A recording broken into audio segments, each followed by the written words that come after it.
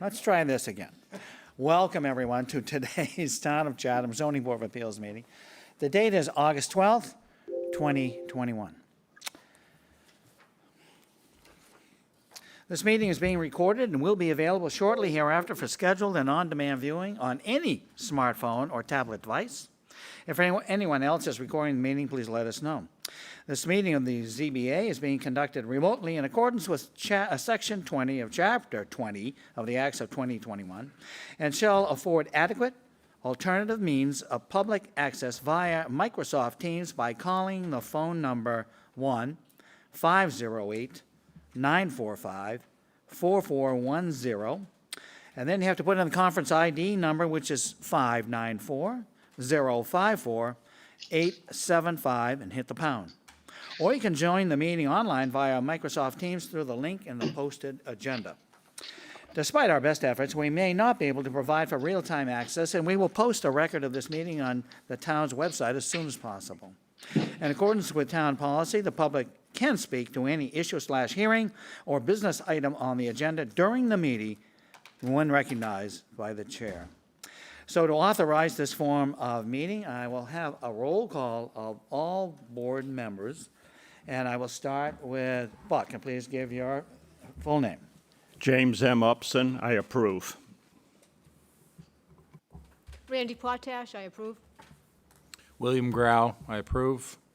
Megan Story, I approve. Paul Semple, I approve. David S. Nixon, I approve. David H. Veach, I approve. David R. Thompson, I approve. Thank you. That's a unanimous vote. There we go. Thank you.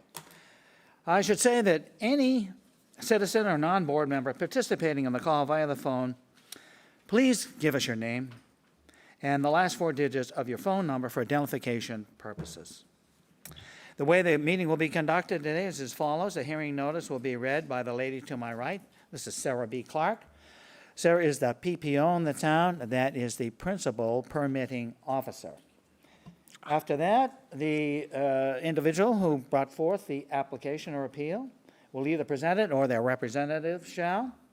Then I will ask for anybody, whether they be here or in the audience, who wishes to speak in favor of the appeal to do so. I would then read the correspondence that we have received. After that, I would ask that anyone who is against the appeal or has a specific question, they may speak and get into the meeting that way. There could be some rebuttal of testimony if there are folks speaking against it.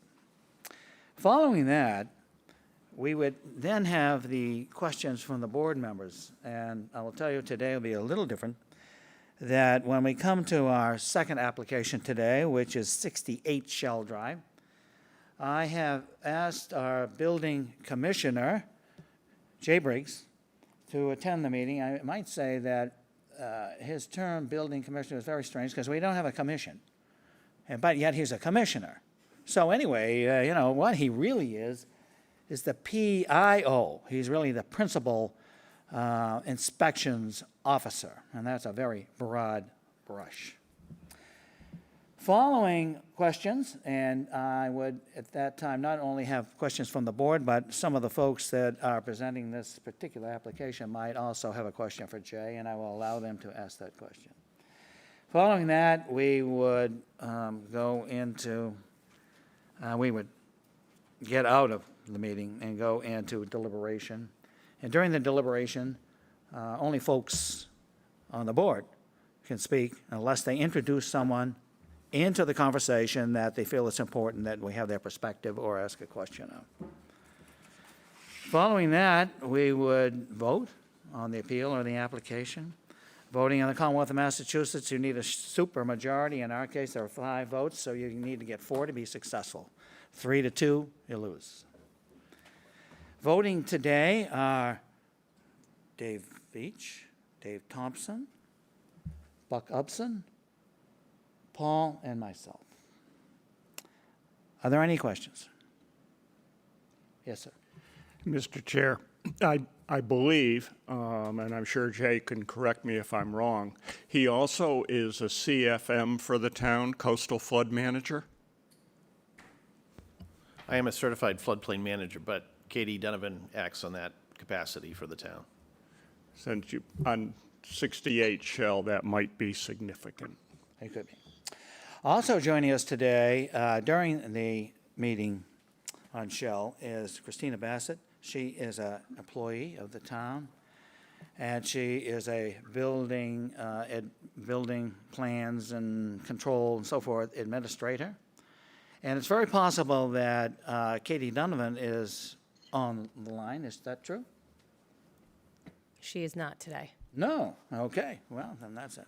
All right. So, Sarah, if you would read 21-061, please. Application number 21-061, David and Michelle McManus, care of William F. Riley Esquire, P.O. Box 707, Chatham, Mass. 02633. Owners of property located at 24 Ivy Lane, also shown on the Town of Chatham's Assessor's Map 16B, Block 41, Lot 31A. The applicant seeks to enlarge, extend, or change a nonconforming dwelling on a nonconforming lot via the construction of an addition and dormers. The existing dwelling is nonconforming in that it is located 10.7 feet from the westerly abutter and 8.6 feet from the northerly abutter. The proposed addition will be nonconforming in that it will be located 13.6 feet from the northerly abutter and 18.8 feet from the westerly abutter, where a 15-foot setback is required. The existing building coverage is 1,278 square feet, 19.5%, and the proposed building coverage is 1,478 square feet, 22.5%, where 15% is the maximum allowed. The lot is nonconforming in that it contains 6,562 square feet, where 20,000 square feet is required in the R20 zoning district.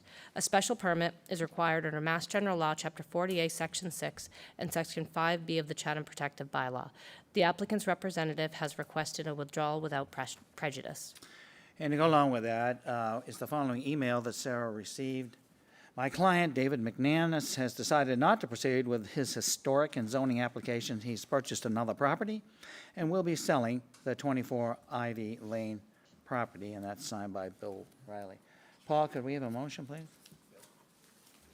This is Paul Semple. I'll move to grant the requested application to withdraw without prejudice. David Veach seconds. Okay, all those in favor, please indicate by raising your hand. That's a unanimous vote. Sorry, Randy, can't vote on that one.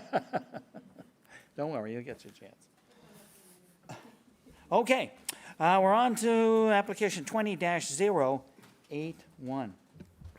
Application number 20-081, Katama Point LLC, care of William F. Riley Esquire, P.O. Box 707, Chatham, Mass. 02633.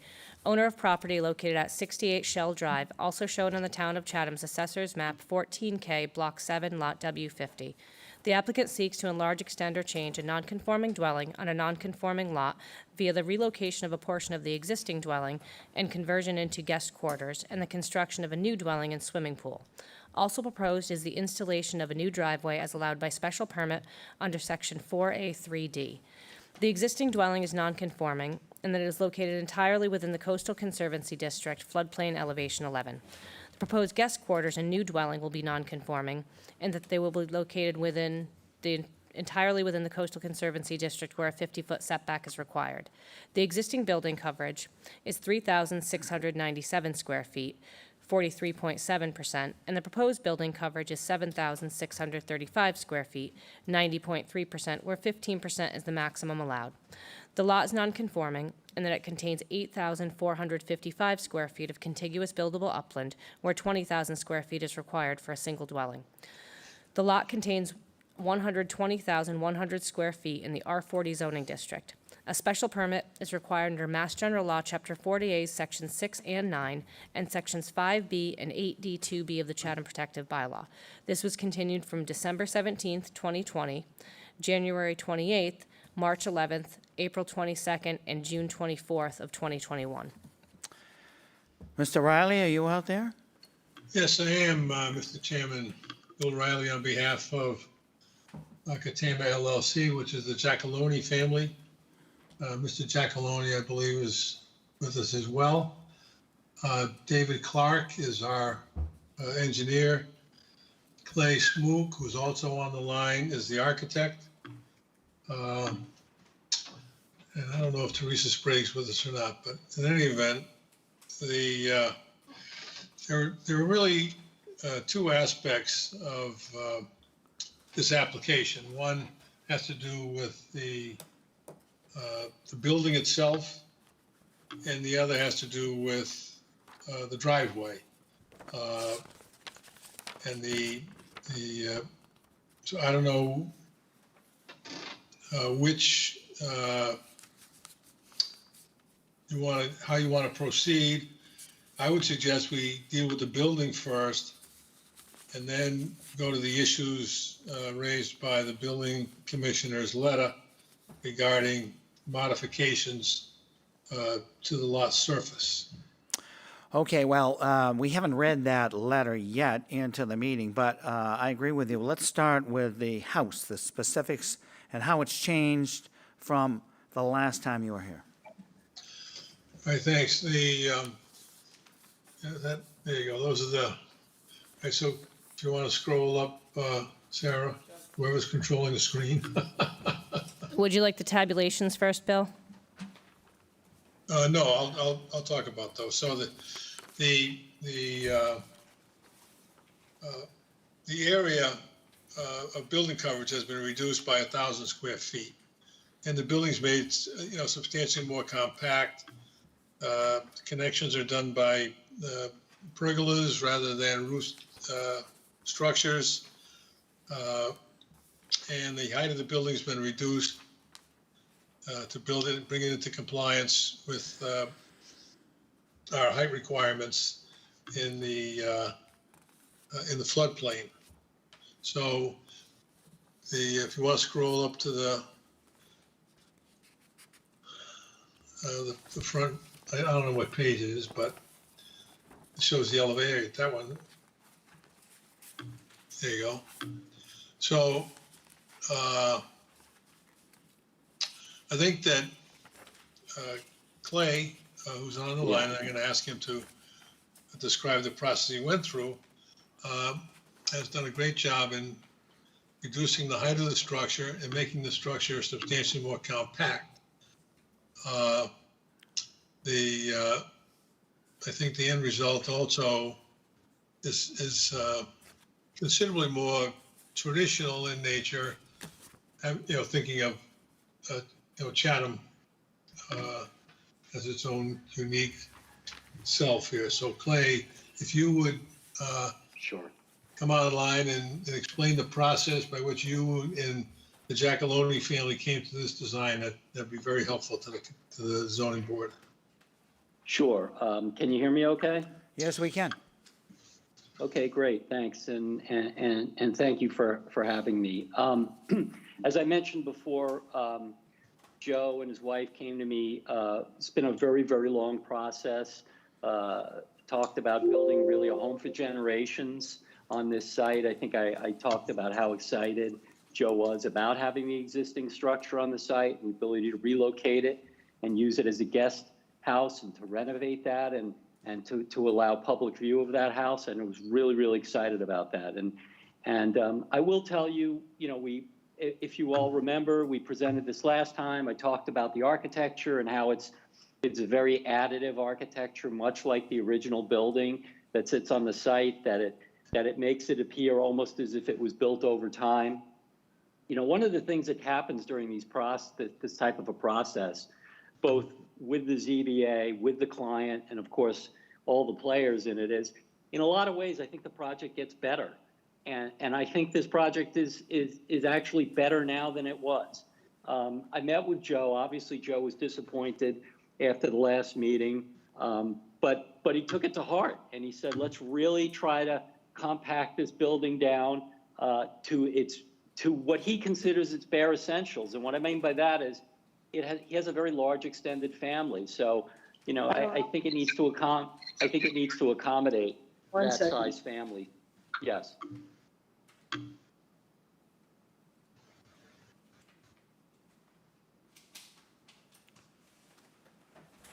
Are you having a problem with audio? No, Clay, that wasn't directed at you. Somebody came on and wasn't muted, so you could hear them in the background. Okay. Should I continue? Please do. Okay, so Joe took this seriously, took it to heart, which you all asked for, and we made significant cuts, not only to the house, but also to the garage structure that has some other sort of an in-law apartment above it. So what we did is we compacted the entire design. We also opened up some of the connections. We used to have a covered, conditioned almost connection from the garage to the main house. We opened that up as an open air pergola. And what we've done is we have reduced the footprint by just about 15% from where we were last time. And I think we feel pretty good about that. So the number you heard before, which was talking the coverage number of 7,635, is now 6,577. And that includes almost 1,250 square feet for that historic house. And I think that's kind of important to understand. It's at great expense for Joe to pick up that house and move it, albeit it may be only 500 feet or 300 feet, to reconstruct it, to basically take it down to its bones and historically reassemble it. And I think it's important because when you look at the 6,577 and you take out the 1,250, you're pretty close. You're starting to get pretty close to what the existing coverage was. So we're not really asking for much. I really don't feel we are. And I'd be more than happy to take any questions. I don't think I need to go on and on. I will say that one of the keys to this, and the building sits, the average grade is 7.7. The peak of the roof is at 29 foot 10 inches above that. We're below the 30-foot mark. It's important to understand that this really is not a traditional two-story building in that it has 2 stories and a roof sits on top of it, sort of like 2 sets of pancakes. The second floor is really an attic story. It's built into the roof with the dormers, which is very, very much aligned with the way Cape Cod developed throughout history. But I'm more than happy to take any questions. Okay, thank you very much. Thank you, Clay. I think from the applicant's point of view, the building coverage number that really matters is 5,330 square feet. That's the revised home and garage. The keeping the other one is more of a burden for the Giacalone family than anything else. So we just soon leave that aside. I would like to point out, I know under our bylaw, we work as a percentage of buildable upland, which is an artifact that we deal with because of the FEMA maps. But in reality, we have a lot here that's got 120,000 square feet of gross area. Our proposal is covering 5,330 square feet of that area. If you break it down, every 1,200 square feet is 1% of the lot. So as a percentage of the actual lot, we're at around 4.5% of the actual lot for building coverage for the new structure. So I think that that represents a significant reduction where Joe and his wife tried to take the comments of the members of the board to heart and provide direction to Clay to come down to that current coverage. So I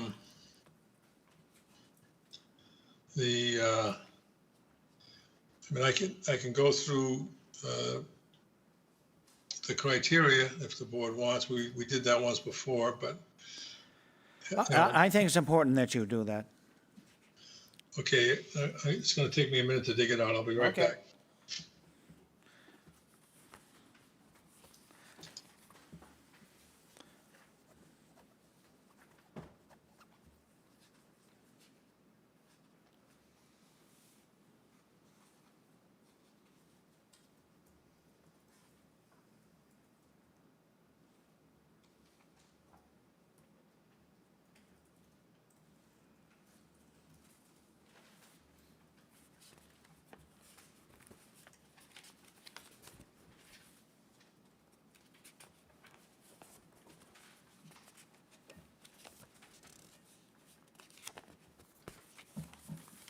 I apologize. So adequacy of the size of the site in terms of the size of the proposed use. As I indicated before, the lot contains just over 120,000 square feet. The coverage, as I indicated now, is 5,330 square feet. We meet all setbacks, and obviously we don't meet the coverage of buildable upland. We exceed that. But considering the fact that the property's been the site of a single-family residence for over 300 years, the proposal is reasonable. The compatibility of the size of the proposed structure with neighboring properties. Our design is somewhat larger than the other buildings in the neighborhood, although the most recent construction, we can't get the numbers from the assessor's office yet. But if you've been to the site, you know that they're really substantial structures, full-size two-story structures of considerable floor area and height. And I don't know how familiar you are with that area, but those lots where substantial amounts of fill were brought in to raise the height of those structures. So we think that here, where we're down in the low spot of the neighborhood, and our structure is more of a rambler than a substantial full two-story size building, kind of a big block of a building. We think it's compatible with the neighborhood, with the older structures in the neighborhood, and so that we think that it is compatible with neighboring properties. Extent of the proposed increase in the non-conforming nature of structure or use. The increase in the living area, so it's a non-conforming structure and a non-conforming lot. So the increase in the living space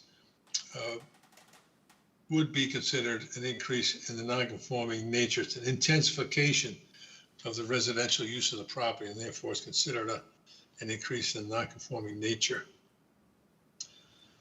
Suitability of the site, including but not limited to impact on neighboring properties, on the natural environment, including slopes, vegetation, wetlands, groundwater, water bodies, and stormwater runoff. So, as we pointed out previously, and as we have submitted to you in the form of the report from the Woods Hole Group, our lot is the lowest property in the neighborhood. In fact, we're kind of in a well.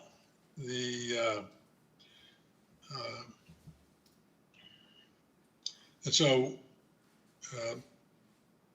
there's nothing we're going to do on this property that's going to affect stormwater or stormwater runoff to other properties. As we'll get into the question of modification of the surface of the lot, we'll deal with the fact that we're trying to prevent stormwater from coming onto our property. But we can talk about that later. Impact of scale, siting, and mass on neighborhood visual character, including views, vistas, and streetscapes. So, as Clay pointed out, they've modified the design so it's more compact and is sort of additive in nature, which is traditional.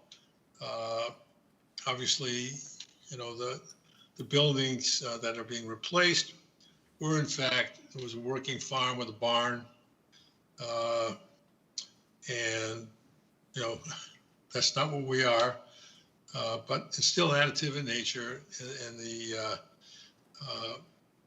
and because we're no more than 30 feet above the lowest adjacent grade, we're not impacting anyone's views or vistas since everyone else is substantially higher than we are. In terms of streetscapes, you'd have to drive all the way onto our property to even see the building. So I don't believe we have any impact on streetscapes either. So I think that with regard to this particular criteria, I think it's pretty clear that our proposed structure is not substantially more detrimental to the neighborhood than the existing structure. Question 6, compatibility of proposed use with neighboring uses. Now, this is a neighborhood of large single-family homes, and to that extent, we believe is compatible. 7, method of sewage disposal, source of water and drainage. As a part of this plan, in the lower southeast corner of the property, you can see that we're proposing a brand new septic system that will, constitute an improvement over the existing septic system. Impact on traffic flow and safety. We believe that, as proposed, the turnaround in the front of the building, which Dave Clark, our engineer, has reported to me, complies with the fire code, will make it easier for safety vehicles to turn around if they have to enter the property. David has noted again to me that there are homes on Shell Drive after you leave Witta that would also be serviced by emergency vehicles and which lack turning circles. In my conversation with the fire chief, Chief DePasquale, when I suggested to him that wouldn't he really want that? He said, Bill, we'll get our safety vehicles to people no matter what, whether it's a boat or a high water vehicle or whatever. We're going to get there. I said, well, would you prefer to be able to drive down there and turn around without difficulty? And he said, yeah, we would prefer that, but it's certainly not a requirement, which would make Dave a lot different than a lot of the other fire chiefs around, which would absolutely make it a requirement. But those are other towns. So that would be our presentation regarding the structure. Happy to take any questions. As I say, Dave Clark is on the line, and Joe Giacalone is on the line as well. Okay, Bill, before we go on, I think it's important at this time that you introduce the new site plan and tell us what your aim and Dave's aim was with it. Okay, so Sarah, could you put up the site plan? All right, David, are you here? Dave Clark? Unmute yourself, Dave.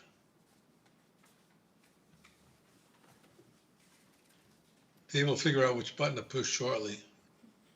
He'll be able to provide more detail, but basically we've reduced the amount of change to the driveway. I'm Dave, here. Okay, all right, go ahead, Dave. Okay, so after the last meeting, I took a look at another look at the site and basically pared down the driveway portion of the project to meet what was my understanding of past practices, actually, my understanding is what we've done over the last 30 years of not bringing in any material and using material from the site, basically regrading to create the driveway. So what you see now is what I would state as being a regrading project where no fill is being brought into the site and no material is being removed from the site in order to create the driveway. So, And then around the building itself, we've reduced the material up against the building to comply with the zoning bylaw for landscape material, in that the lowest adjacent grade at the building right now, the existing grade is elevation 5.7, which is on the northwest corner of the building, and we're going 2 feet above that for a majority of the perimeter of the building, except for the front entrance.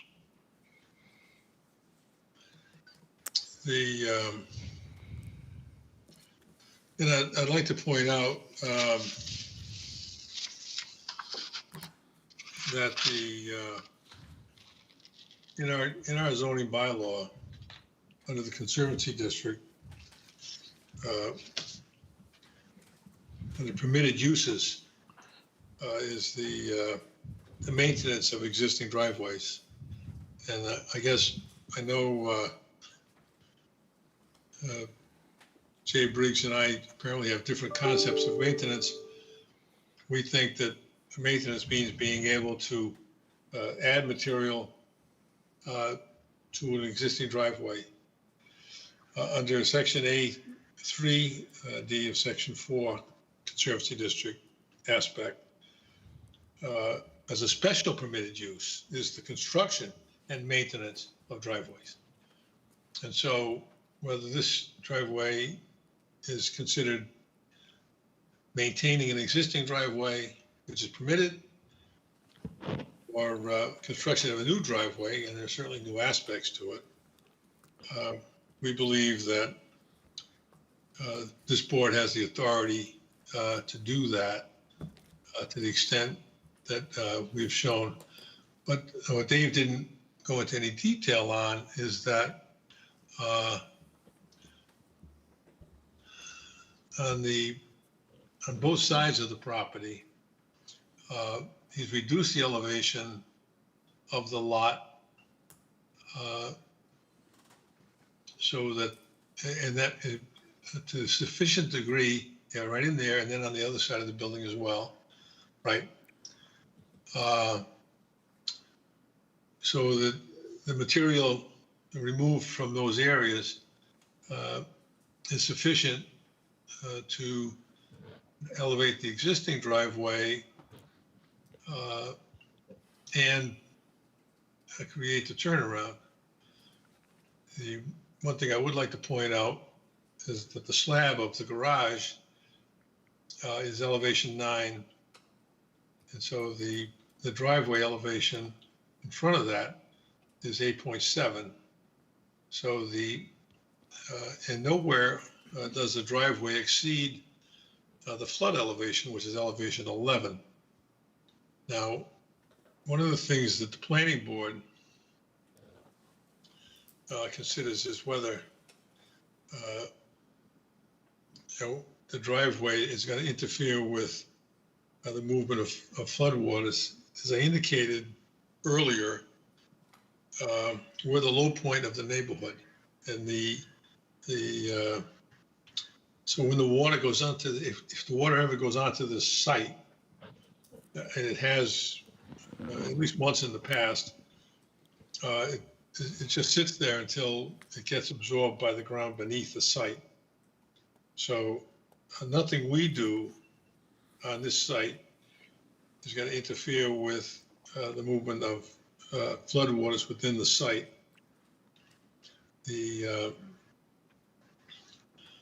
Now previously, talking about earth material, uh, the Conservation Commission, which, by the way, had approved the original plan which we submitted,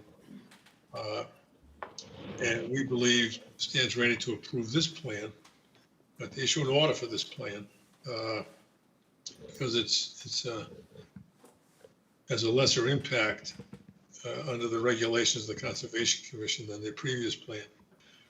But they had allowed the construction of a, I'll call it a berm, it's not a dune. Can you scroll down just a touch with this site plan, Sarah, so we can show the waterfront? Right there. Yeah, so right in there. That is noted on the plan. That was created as a secondary dune back in the 1980s, late, I think 1988. And so in the Woods Hole report, again, that was submitted, there are two areas where water can enter the property. One is at the western end of this berm or secondary dune. And so we wanted to beef that up a little bit. And so working with the Conservation Commission, they've agreed that we can add this fill material in here in the hopes that, you know, it would reduce the chance of water entering the property. And Sarah, if you could scroll up so we can see the east side of the property by the driveway, there you go. And right there, there is on the site an existing, I'll call it a berm for other reasons. And it was Dave's opinion, based on the property, that it was not a natural thing. It was something that had been constructed previously.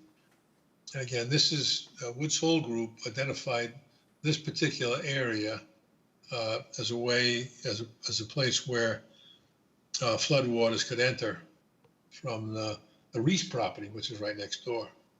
And so they recommended, and we proposed to add a little bit of material here, again, which has been approved by the Conservation Commission. So, you know, I guess that would be it. I know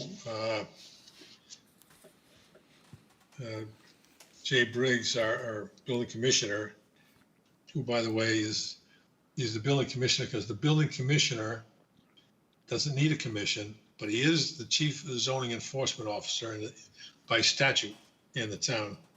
And that's I believe, that's the way he's going to address you today. And I know, so I've spoken with Jay about his correspondence, which you're going to read, or he's going to report to you on. So I think, you know, that's up to the chair, but I think that's where the conversation is going to go. So that'd be our presentation on this matter, unless you have questions. Okay, thank you, Mr. Riley. So now I would ask for anyone in the audience who wishes to speak in favor of this application to indicate now so that Sarah or Christina can pick it up and we can introduce you into the conversation. So that would happen right now. I see Mr. Messina's hand is up. I see Mr. Messina and someone with the initials DRG. So, Well, let's start with DRG. Good afternoon. This is Dennis Grimes, one of the former owners. I'm just sitting here watching, and I'd really like to clarify a lot of things there, that from the 40 years I was on the property, and my wife and her family bought it in the early 70s. So there's a lot of stuff that I know that probably isn't known by anybody else. That berm we were talking about on the eastern side, can you hear me okay? Yes, we can. Yes. That berm on the eastern side that we were talking about where where the water could come in from the Reeses, that has never breached in all the times I was there because it's a huge basin where water has to get in first. And by the time the water gets in, the tide is already going back out. So that would be a huge exception for water to get in there. That little berm was built by us back in the 70s when there was a driveway from the Reese's area. That used to all be part of our property. And people used to drive down the Reese's Road there, Kendrick Road, and go into the driveway and go back on our property and drive around and race around. And my father-in-law nearly got run over by somebody, so we built the berm to stop people from coming in that direction. And it's just grown up over the years with the vegetation, which has helped protect the property. Since we put in that berm on the shore side between the two coastal dunes, that property has never seen one drop of storm water in 25 years. Any water coming onto that property right now is from up above the driveway and has increased drastically since those three houses were built up above and did no mitigation of water runoff off their properties. They built big lawns and shell walkways down from their property and has caused a severe problem back when we owned it and now even more so since they finished them. So I am here if you have any questions, but I can answer stuff from 40 years of experience of living there. So please ask me and I will explain anything that you might be questioning. Thank you. Okay, well, thank you. Who's next, Sarah? Frank Messina. Frank? Yes, sir. Now, Frank, we've already read a letter that you wrote, and you spoke last time. Do you have something new, something original to add to the conversation? Something new and original. Sounds like a song. Well, I don't know if I can add something very much new or very original, other than the fact that the people of Chatham, in multiple letters to you and letters to the editor, have implored you to seriously consider the potential loss of the William Nickerson Jr. homestead and the circa 1700 home. We can't speak, and I can't speak to the zoning issues and the floodplain issues, but I'm hoping, as I think the people of Chatham are hoping, that we could find a home find a way for this development to continue and to save the house. May not be number one on the list of your considerations, but certainly I think the people of Chatham would hopefully help us help find a way to save this house. Thank you very much for your consideration. Okay, thank you, Frank. Next individual?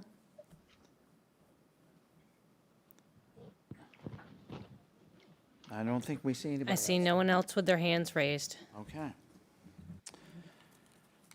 Okay, I will read the correspondence now. So the first is dated August 11th. It's from Catherine Halpern. She is the Planning Board Chair. The Planning Board at their August 9th, 2021 meeting reviewed the ZBA's request for comment regarding the construction and maintenance of a driveway or roadway in the Conservancy District, and this is a quote, of minimum legal and practical width where no alternative means of access from an established way is available, end of quote. After review of this request for comment, the Planning Board voted 5-0 to send a negative recommendation for the above requested reference request with a comment that the use of fill as indicated on the plans is expressly prohibited in the Conservancy District pursuant to Section 4A of the Protective Zoning Bylaw. Then we have a memo. This is from Judith Giorgio, health agent for the town of Chatham. She writes on 8/10, "I reviewed the plan to demo and rebuild and relocate portions of this dwelling. The plan will add 3 bedrooms to the property for a total of 9. This is allowed in accordance with the Board of Health nitrogen loading regulation, allowing for 1 bedroom per 10,000 square feet of lot area. A new septic system will be required as shown on the proposed site plan. The system will be elevated to comply with the BOH regulations per siting a septic system in a flood zone. The finished grade over the system must be more than 1 foot above the flood elevation for this area." Then we have a note from Jay Briggs, but I think I will read that a little later. Then we have a note, this is from Nicole Smith. She is the conservation agent for the town. She writes on 8/12, "The commission approved the project, but a permit has not been issued due to ongoing ZBA changes. It is my understanding, however, that any changes will be less impactful, so I do not foresee any issued with the with the commission issuing the permit once a final plan is submitted."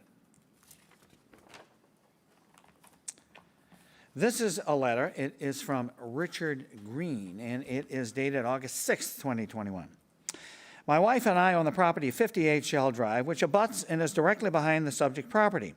Having read the minutes of your 6/24 meeting, I noted a number of inaccuracies, and in particular an assertion by a representative of the applicant that stated, quote, 'There will be no impact on the residential use, views, or vistas, including the streetscape, noise, litter, sewage, traffic flow, and safety or utilities,' end of quote.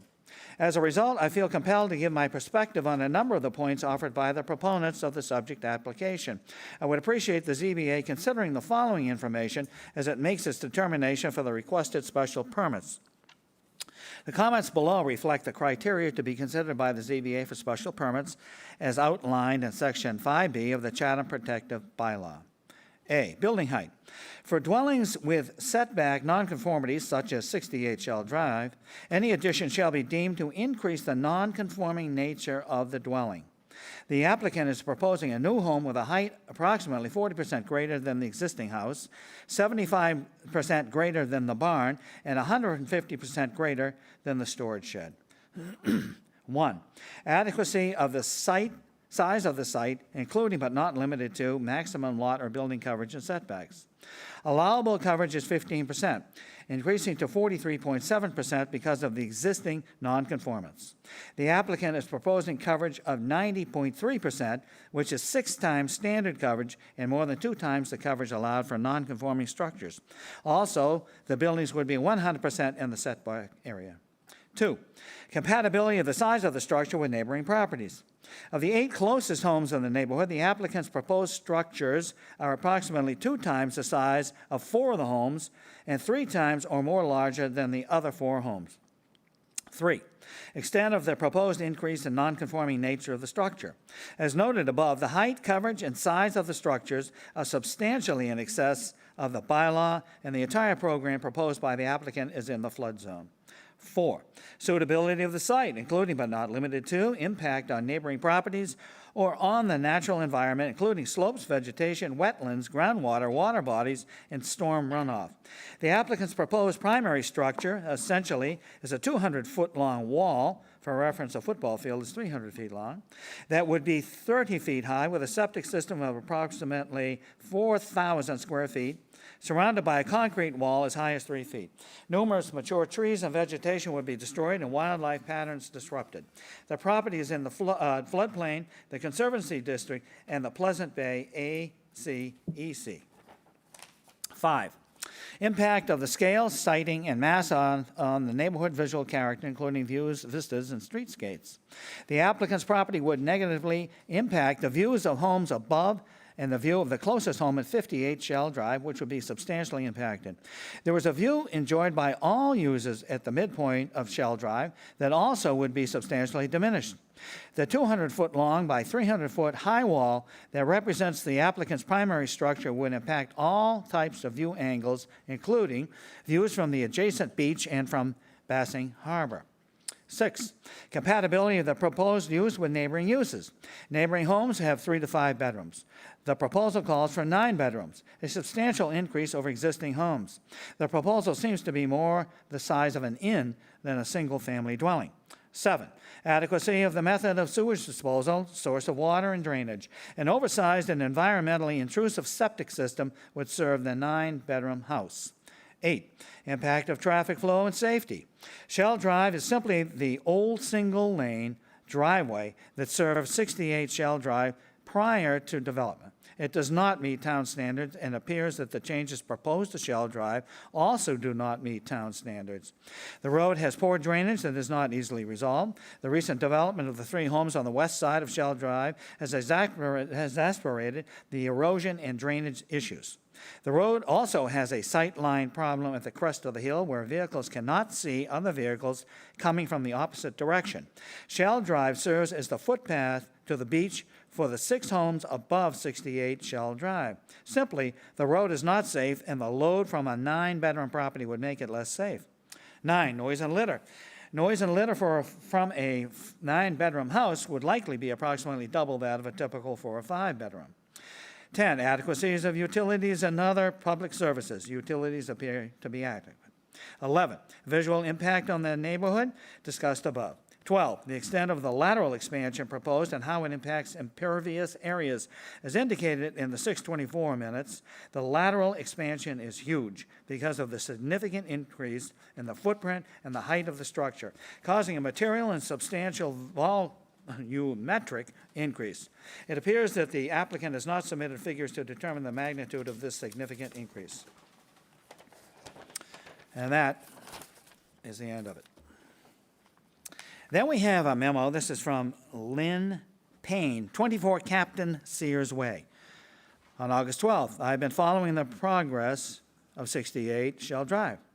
I've been impressed with the detail and care of this property by the owner and the town of Chatham. Thank you for your efforts in saving the structure. I hope the owners now get to move forward with their plans. Chatham is a beautiful place, and we will cheer on the efforts to preserve the past. This is Mr. O'Reilly's letter, which I'll read before I read Mr. Briggs's letter.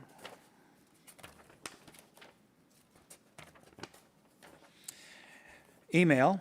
This is from Stuart Green, August 10th. As a homeowner in Chatham, a trustee of the Chatham Historical Society, and a board member of Protect Our Past, I would like to add my voice to those calling for the preservation of one of Chatham's oldest homes, namely 68 Shell Drive. I would like to see the ZBA make an effort to work with the homeowner to accommodate such a solution so as to prevent this historic property from facing an uncertain fate. This seems to be in keeping with the wishes of not only private individuals, but the chair of the Chatham Historical Commission, the head of a family foundation, and other community leaders. Chatham will definitely become a far less desirable community if it fails to preserve its history and its character. Once lost, this home will be gone forever. Time's running short, and I hope the ZBA can act expeditiously. Then I have a letter from the Nickerson Family Association. And it is signed by Robert Nickerson, William Walker, Jill MacDonald, Nancy Corey, Eileen Furlong, D. Scott Nickerson, and Edmund R. Nickerson. And they write on August 3rd, the Nickerson Family Association wishes to advise that our organization has been in communication with Mr. Giacalone. For over a year, we have been on the subject of the steps which might be taken to preserve the existing structures residing on that plot, which are of historic value. The current dwelling includes elements of a structure that is widely believed to have been initially constructed sometime in the late 17th century by William Nickerson, son of William and Anne Nickerson, the first European settlers of what is now town of Chatham. It is one of the oldest original structures remaining in Chatham, and preserving this heritage is a goal not just of the NFA, but other residents of Chatham and the Cape Cod who value our colonial heritage. We wish to advise the board that Mr. Giacalone has been both enthusiastically supportive and generous in seeking to take steps to preserve the original structure, moving it to another section of the plot where it can be saved and preserved for future generations.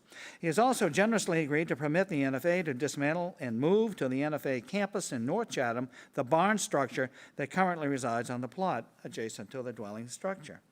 The NFA understands that Mr. Giacalone currently has a petition pending before the board to develop the property.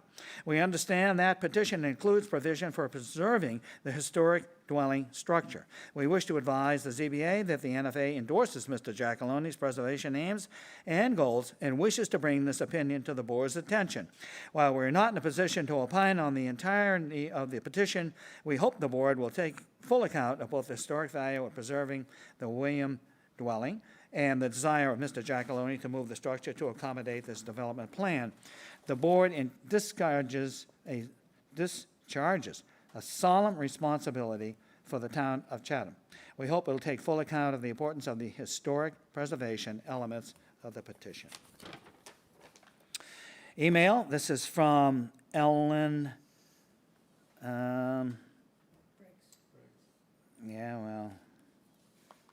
That is not on. Oh, yeah, it is. Okay. Ellen Briggs. Dated August 7th. The nonprofit organization Protect Our Past is dedicated to saving historic properties in Chatham in order to keep its invaluable identity alive, rather than sitting back and watching it to be destroyed. 68 Shell Drive is an extraordinary example of the early beginnings of this village. We have been following the process and, in fact, are filming its story. As you can imagine, we are focused on your decisions for this property. Please do not underestimate the importance of its historic value, keeping this on the same level with your other property considerations.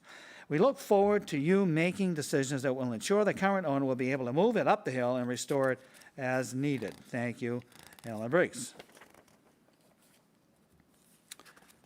Then I have a letter from Joe and Lori Giacalone. It's sort of a personal letter, but I would ask Mr. Giacalone, all members of the board have read it because we distribute the correspondence a day or two at the latest in advance of the meeting.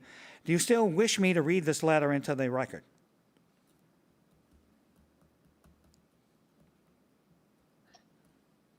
If you would, that would be great. Yeah, I'd be happy to if that's what you would like, yes. Thank you. It was written on June 25th. My name is Joe Giacalone, owner of 68 Shell Drive. I'm writing this letter following our ZBA meeting on June 24th. I hope you and the board members will read this with an open mind. I would like first to note that purchasing this property has been a lifelong dream. I grew up dirt poor with a prematurely disabled brother and a father and an immigrant mother who came from Italy with a third-grade education.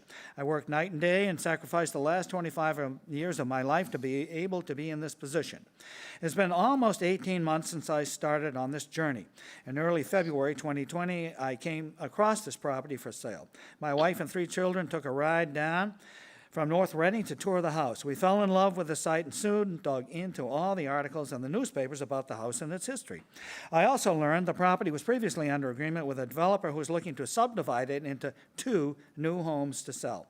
I read about the demolition permit that was issued that would allow it to be destroyed as of July 2020. I thought to myself, I am the perfect buyer for this house. I'm not looking to subdivide or flip it, and perhaps I can donate historic sections. Working closely with Historical Commissioner Frank Messina and Ellen Briggs from Protect Our Past, we explored moving the house and quickly realized this was not feasible due to the cost and finding a location that could accommodate it.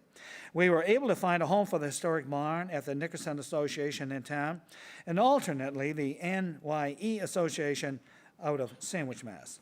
Following the last ZBA hearing, I considered abandoning the plans of saving the house, but I feel this would be a mistake.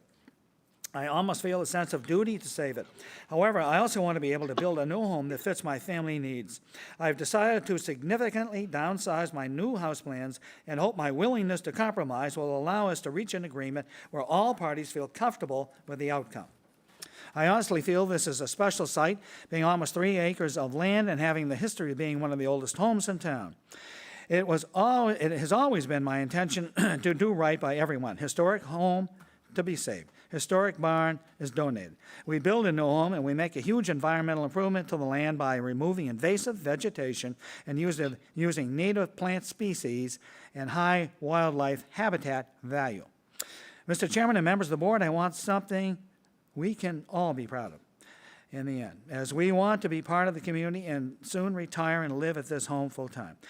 Doing the right thing with this unique property, historic treasure of Chatham, is important to my family and myself. Please know that your guidance is to adapt our plans accordingly is appreciated by my architect and me. I hope we have done a good job to show we have listened. I please ask you to look at this as a unique situation that it is. So now I will go back and I'll read Mr. Riley's letter and then Jay's. Mr. Riley writes, and I think, well, I'm not sure when it was very recently. He writes, this property is, and he's writing to Jay Briggs. This property next door to us at 284 Kendrick Road is a FEMA VE zone and has a driveway and road that passes through the marsh on the eastern side of 68 Shell Drive property. Starting around 2015, they have been allowed to raise their driveway above tidal levels. In 2018-2020, they were given permission to raise the house up to 17 feet on a special foundation, build a new septic system with 4 feet exposed walls, and bring in town water and natural gas. They were also allowed to bring in 1,800 cubic yards of fill. This is a very large project in the VE zone. 68 Shell is in the less severe AE zone. I ask that this be please taken into consideration.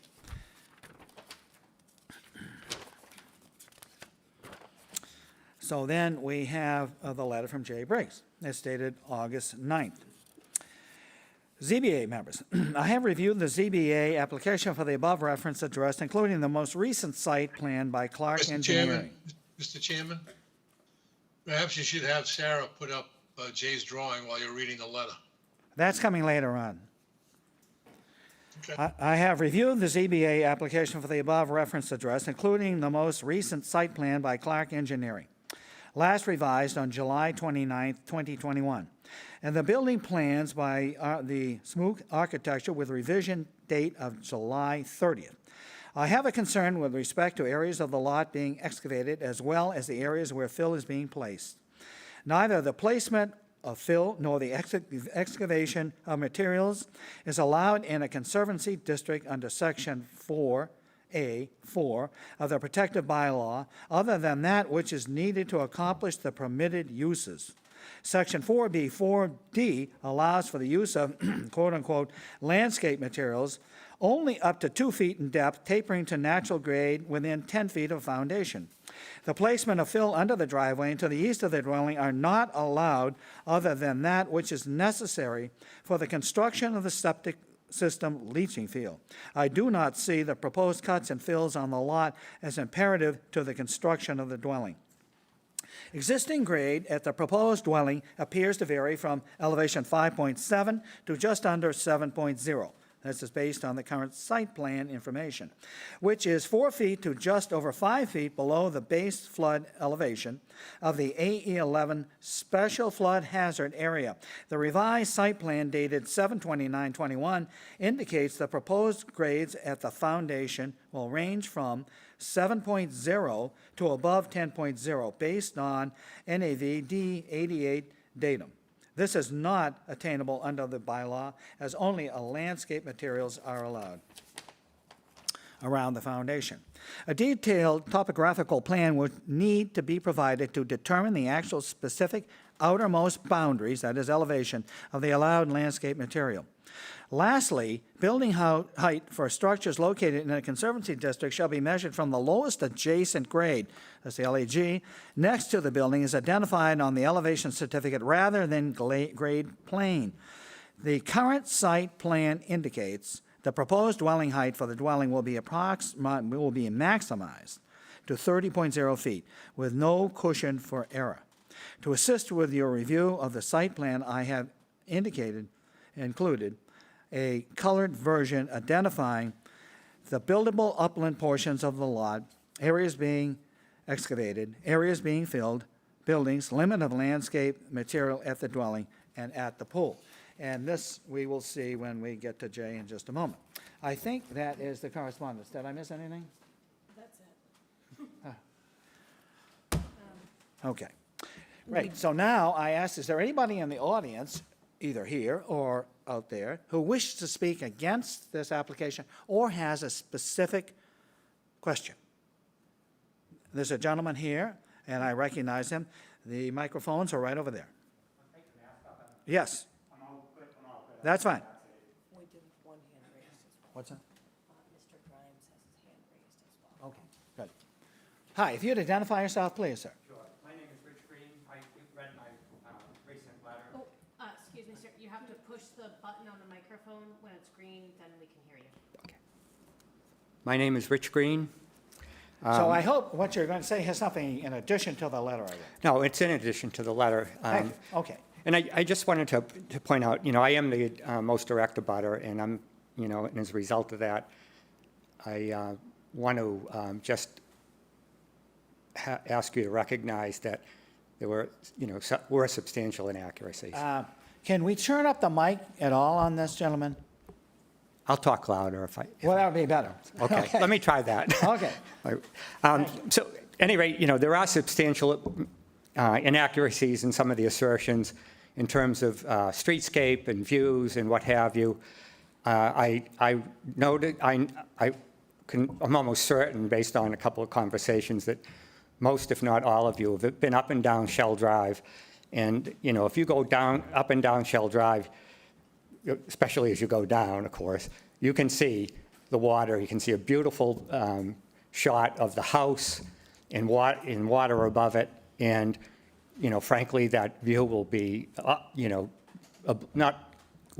substantially obliterated as a result of that. My house has a very direct view of that same setting. And also, there's a couple of other houses, including where the Bartletts live, and one of the houses, or two of the houses up above, that have views. And I just did want to clarify that. I also, went through in my letter quantifying a lot of that. I'm an engineer. I kind of like numbers.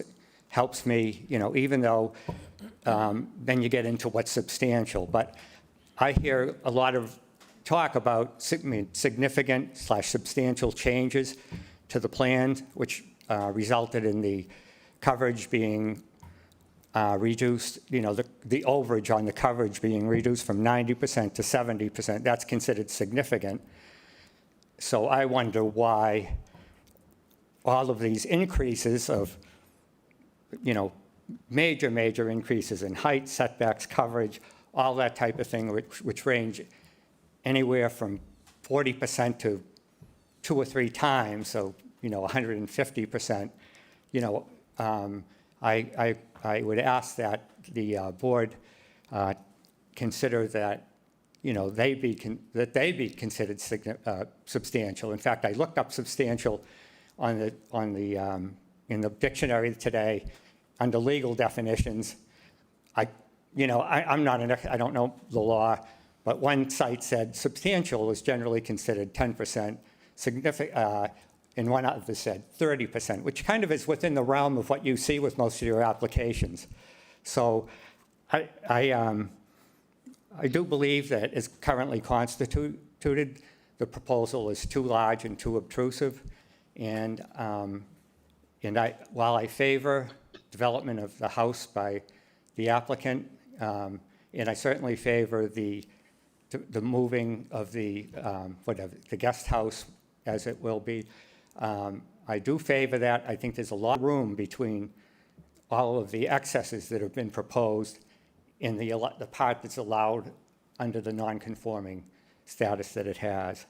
So I would respectfully request that you ask the applicant to go back to the drawing board and reduce things that, in a reasonable way. Thank you. Thank you. Okay, who do we have, Sarah? Dennis Mr. Grimes. Chair, Mr. Chair, this is Bill Riley. Yeah.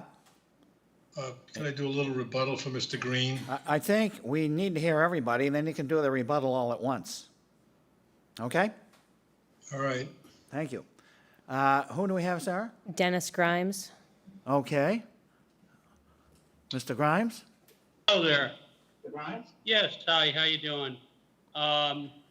I don't want to get into a match with Mr. Green, but there's a lot of inaccuracies in what he's talked about with things there. And we were very accommodating for him when he built that house. And I also agreed to allow him to cut down a large tree. Excuse me, that was Mr. on Grimes. property, Mr. Grimes? Mr. Grimes? But At this point in the hearing, what we have asked for is people who What's wish that? to speak against this or have a specific question, having a rebuttal by you. I can, We don't need a can rebuttal talk by you later against if Mr. Green. I'm sorry, you're breaking up. We do not need a rebuttal from you. Okay. In that's relation- fine. Okay. I'll sign. All right, thank you. All right, is there anyone else out there? Only Mr. Giacalone, but I believe that will probably also be rebuttal. Okay. So Mr. Riley and I think Mr. Giacalone both want to rebut what has been said. So let's start with Mr. Giacalone.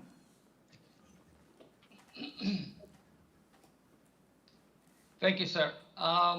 I forwarded some photos to Sarah. I'm not sure if she is able to present them.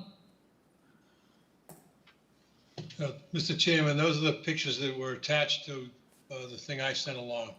Oh, yes, okay. The 284 Kendrick Road photos? No, I just sent some photos over with minutes ago. Not sure if you're able to retrieve them in your email. Yep, give me 1 second just to open up my email. Thank you. It won't be as pretty as I usually have it, but we can make it work.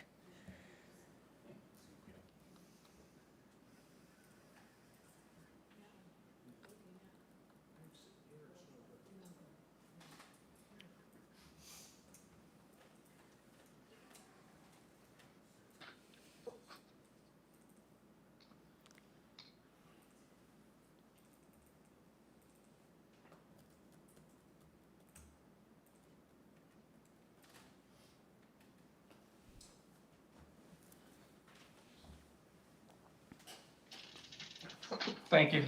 So this is a view, Mr. Green's house looking out over to our place, and just shows, like he mentions, views being cut off. Well, there's trees on the left side where the historical house will be going, so those will be gone.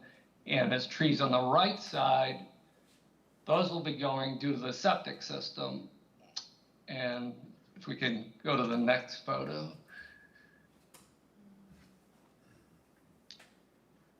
So this shows a closer view, and this is from his home looking out at the water. So I just think it's an inaccurate statement when he says the views will be obliterated. It's just totally false. If anything, he's going to be getting more views on the left and the right. And that line represents approximately where the roof line will be. Thank you. I'm not sure if the other photos are a duplicate, but perhaps they would help. It's the same. Yeah, they look like duplicates to me. Okay. Yeah, so this again shows, and this is from his lower porch looking out. Those are the trees that will be removed. I mean, forgive the childlike chicken scratch, but that's where the new house is going to be and the garage. So, I mean, from views, I think his views improve actually. Okay, thank you. Thank you so much. Okay. And that shows the house back up on the hill. Okay. Thanks. Mr. Riley, your rebuttal. Yeah, thank you. One of the points that Mr. Green made was the fact that the new house is going to be higher than the existing house. And the ridge will be about 8 feet taller than the existing ridge.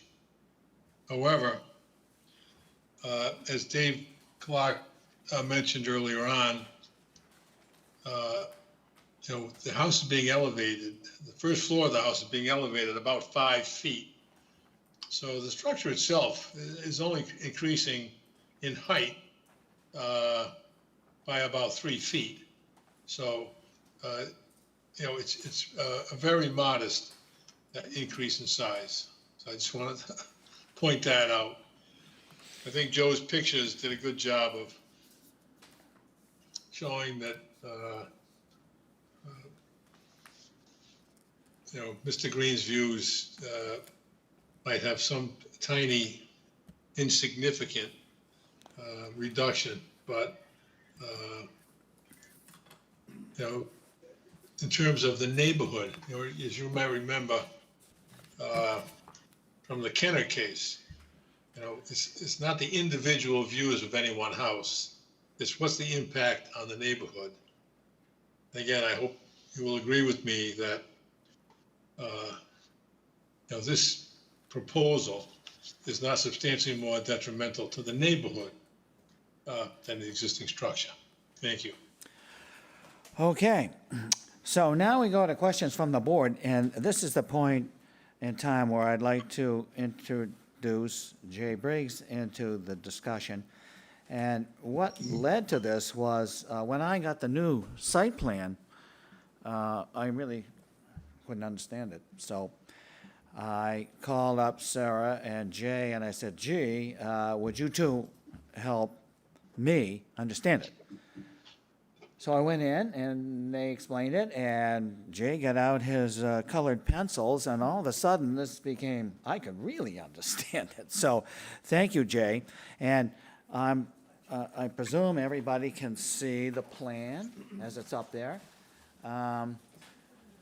So Jay, if you could explain to us what's going on with this new site plan. I know you wrote the letter, but in your words. Sure, thank you. Jay Briggs, Building Commissioner, also known as Inspector of Buildings. Yes.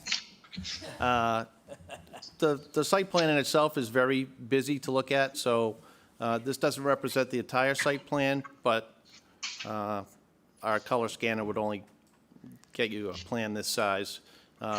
The colors do help show certain areas, and starting off at the top, the green areas shown on the plan are the portions of buildable upland contained within the lot itself. What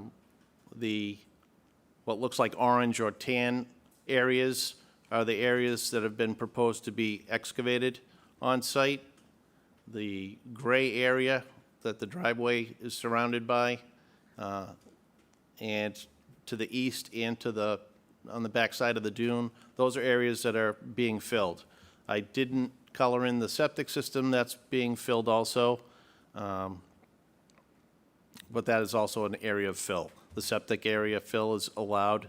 The dune up top is also allowed.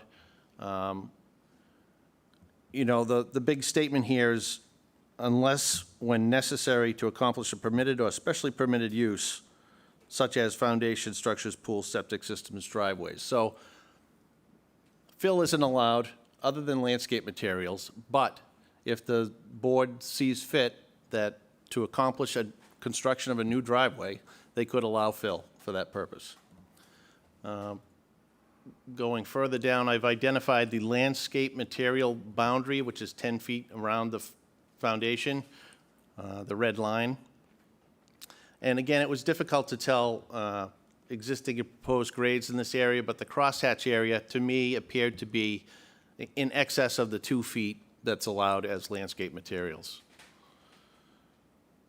And the pool is indicated in blue. I just think it helps bring the site plan to life somewhat. Oh, no, it does, it does. So, as I understand it, the gray area in the center, below the house, that's all new fill, and it's coming from those two brown areas. Is that correct? It appears that Dave Clark's tried to balance the cuts and fills so that they're not bringing fill in from off-site. Unfortunately, the way the bylaw is written, it talks about placing of materials not being required, so, and it also says that you shouldn't be cutting areas on the property. No person shall drain, excavate, or dredge in a conservancy district or remove therefrom loam, peat, sand, soil, or other material substance. Again, unless when necessary to accomplish a permitted or specially permitted use. So I'll leave that up for the board to decide if it's Right. beneficial or not. Right. Okay, thank you, Chair. Okay, so now we're going to have questions from the board. So let's start with Buck. And we've Mr. got a Chairman, whole before you realm of go- things we can ask questions about. Yeah, before you go I have a question for Jay. I haven't seen the section that contains the language, except for permitted uses. Whatever language you read there, that none of this is allowed unless it's for a permitted use. And I don't know where that language is, and before you move on, I'd just like to know that, that's all. Bill, that's section 4A4, right before you get into the ABCD. It says all activities except those needed to accomplish the above permitted uses shall be prohibited, including, and then it goes into the list. Page Okay. 28 of your bylaw. No, I got it. Okay, great, thank you. Questions from the board, Bud? So my first question is for Jay, so you know where I'm coming from. I'm looking at page 1, general provisions of the Town Protective Bylaw. The first sentence, the purpose of this bylaw is to manage growth and development in the town so as to ensure the appropriate use of land, encouraging those qualities which distinguish Chatham as a desirable community. Da-da-da-da-da-da. So my first question to Jay is, in the overlay district, I think that's section 4, maybe section 5, section 4, it talks about in 3, in number 2, it says permitted uses, and it lists about 15 permitted uses. And then in 4, it has prohibited uses. My question is, and maybe it's in here, where does it say swimming pools are permitted in a conservancy district? You're going to put me on the spot now. We've permitted pools, or the zoning board has permitted pools in conservancy districts as long as I've been here, probably prior to. I would have to look it up to find that section. So my problem is, I'm reading it as a new member, and I can't look at what previous is. What I know, and I don't even know, they haven't told us, is that an above ground, below ground? Is it concrete? Do we know that? Can we have Sarah answer your question about the pool, where it is? Sure. Okay. It is on page 28 under 4A3F and reads, the installation of submerged pipes or cables used for swimming pools or commercial fishing operations. And the head of that is special permit uses. That was letter F, are you saying? Correct. So that is for submerged pipes and cables for a swimming pool, but that's not installing a new swimming pool. I hate, and I'm not an attorney, so if Randy or Paul want to jump in, but I don't see anywhere where you can put a pool in. Specifically, it says permitted uses, and it's just talking about pipes and cables for almost like an existing pool, not installing a new pool. And so my follow-up question to that is, if it's a concrete pool, my understanding of concrete is sand, gravel, and rock with a little bit of cement, which is not permitted by number 1 of the prohibited uses. I'm calling a swimming pool fill. That's my personal opinion. It is not, I'm not a professional, and I'm not an attorney. But I don't believe you can put sand, gravel, and rocks in the conservancy district. Well, where in section F, where it says that installation of submerged pipes or cables used for swimming pools, it would be, the pool's right close by. It's not, it's going to lead right up to the pool. So to say that the boundary of the Conservancy District stops and then the pool is outside the Conservancy District, I don't think that's a reasonable thing to assume. I think you can assume that the swimming pool would be included in that section. Okay, that's, Other questions?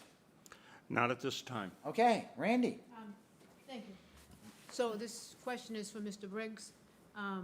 Do you think that the fill is necessary for the construction of the driveway? Because you say in your letter it's not necessary for the construction of the dwelling, so I just want to know what you think about the driveway. I'm not saying that I don't believe some fill may be required for the construction of the driveway. I was just dealing with what I was looking at on the site plan. I don't believe that much fill is required for the construction of the driveway. I don't know, possibly it could be done without any fill at all. And what about the height of the structure? You seem to have some concerns about that. You wanted to make sure that it was, it started from the right spot.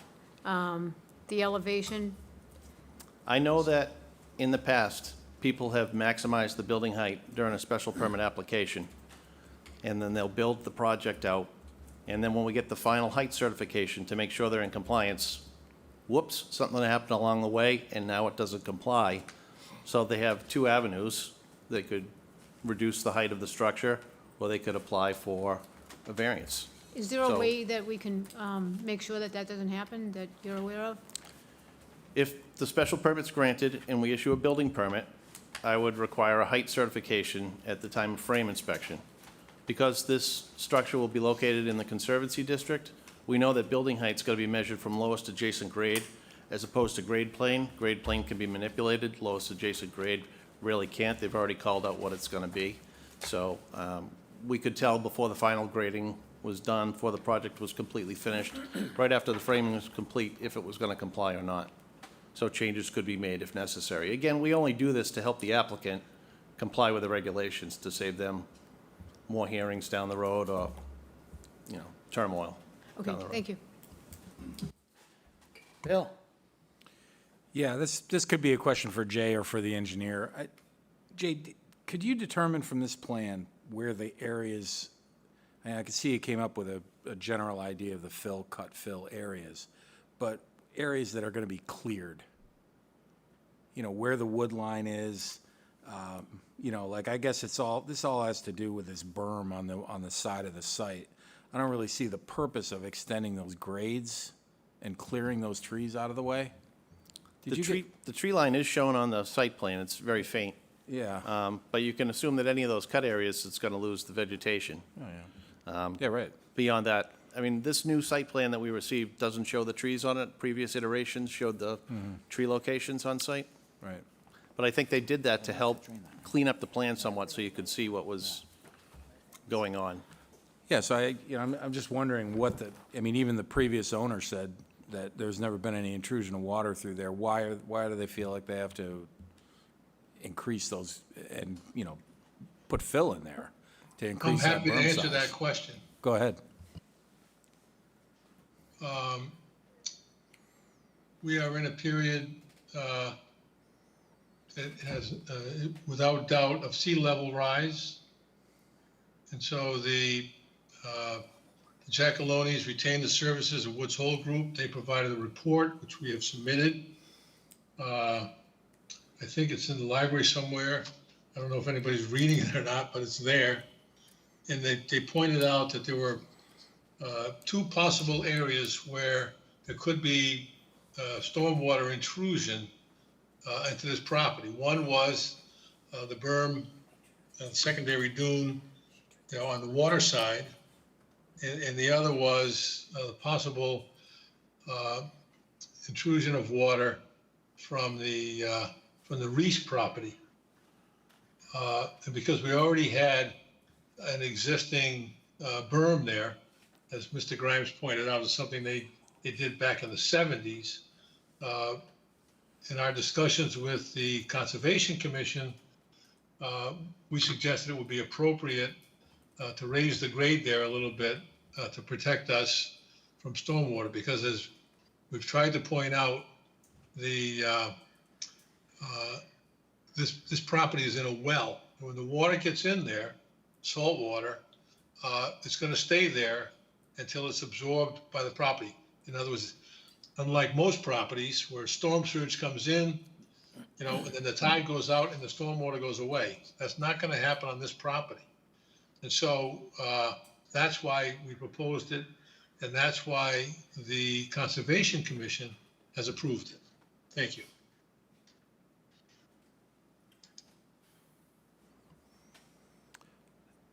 Jay, you This is Clay. Hey, I had a question for Jay. Not a question, a comment. This is Clay, the architect, Clay Smoot. Excuse me, Clay, but a member is speaking now and asking questions. I'll come back to you later on. Okay, I'm sorry. Bill. Thank you. Jay, you noted in your memo too that it would have been helpful to see exactly what the cut fill numbers were. I was wondering if the engineer had that number, or if you had a better feel for that after you wrote the memo. I didn't look at calculations. I didn't try to ascertain that. It doesn't really make a difference to me. No. It might be helpful information to the board. That would be from the engineer. Yeah, I'm just trying to figure what, how much dirt they're moving and whether it really does have to come from off-site or whether they can confine the grading to on-site work or not. Dave Clark? Yep. Dave Clark can answer that question. Yep. David Clark. So the purpose of the revised plan and the intent and the statement I'm making as the engineer is that no fill will be brought into the site to achieve the grading for the driveway. So the intent, 100%, is to regrade the site to achieve these grades. And I haven't done the calculation, but I did a rough calculation this afternoon, and there's about 4,000 yards of material that needs, 4,000 cubic feet of material that needs to be moved around to achieve this. And we'd also point out that no material is leaving the site either. So Point out why that's important later. 4,000 yards of material is being moved, or I'm sorry, feet. 4,000 cubic feet. Cubic feet of is being moved Not removed, but moved on the site. to attain the grades you're showing on the plan Yes. for everything. No, just for the driveway. Okay, what about the rest of the site? The rest of the site, I do have numbers that I presented to Conservation for the two berms. I'd have to research that, my records, and get you that number. So if you want to move on to something else for the moment, I'll look for that and raise my hand when I have it. Okay, that's all I had, Dave. I have a question related to something you said.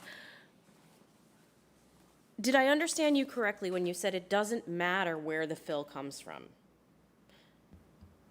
Even if it comes from the property, it doesn't? That's my interpretation.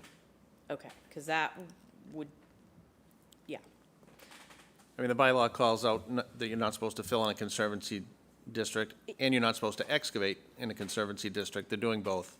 And it doesn't, So, yeah. I don't know if it's better to excavate and take the material from on-site to balance that out, or, But it doesn't seem, according to the bylaw, that it would matter. So that was my question. right. Paul? This is Paul Semple. Bill, when you were going through the criteria, you did not cover number 12, because this is in a floodplain. That applies. Can you address the issues raised by number 12A and B, which is the extent of lateral expansion proposed and the extent to which lateral expansion impacts the impervious area of the site?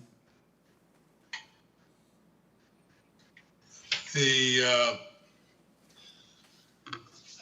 say this, but the form I used for the criteria doesn't contain number 12. So that's why I didn't address it, so I apologize for that. I think because our structure is elevated and compliant with FEMA, you know, we are covering more area, but I don't think it has any negative impact on it because we're controlling and we're getting drainage from the roofs down into dry wells. So the fact that we're covering slightly different area, I don't think it is a significant issue. Again, I would point out, as I have previously, that if that was a concern regarding the issues to be protected by our conservation bylaw or the wetlands regulations from the state, it's something that would be a concern to the Conservation Commission, and they are have indicated that they're going to approve this. They had previously approved a larger project, and so I think the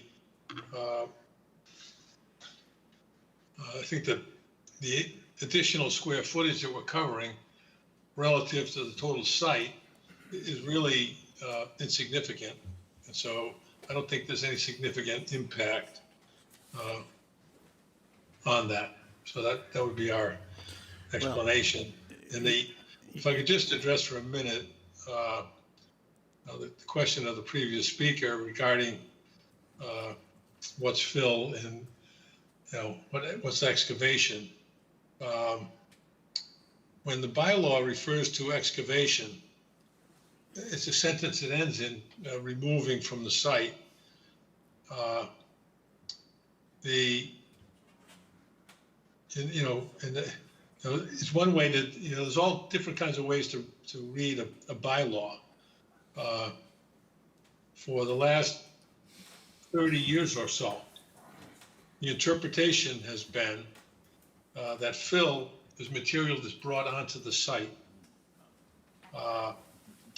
and that excavation is material that's removed from the site. And so if you're doing regrading within the site, previous building inspectors and zoning boards have interpreted that as not being a violation of the excavation and fill prohibitions under the bylaw. Thank you. Well, you do agree, Bill, that the extent of the lateral expansion proposed is one of the criteria that we're supposed to look at, regardless of what the Conservation Commission did. I agree. You're right. All right, thank you. I just want to point out that, the reason I mentioned that is that many times the reason why the zoning board asked for a comment from the Conservation Commission when dealing with wetland issues is because they're the ones who are doing the bulk of the work in this regard. So that's why I mentioned it. Thank you. When we talk about the extent of the lateral expansion, are we talking about the square footage numbers that you indicated in your proposal, the difference being the 5,330 square feet on the revised home and garage? Yes, I believe so, yeah. So the extent of the lateral expansion is over 5,000 square feet? No, the difference in building coverage, let me look at my plan for a minute.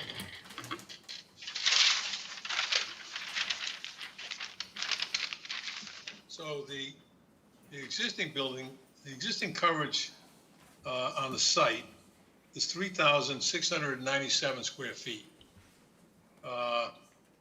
And the total, including the guest house that is being moved, is 6,577 square feet. So you're talking a little less than 3,000 square feet of expansion.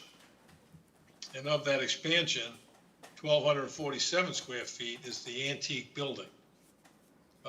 So the expansion of the dwelling is from, is about 2,500 square feet.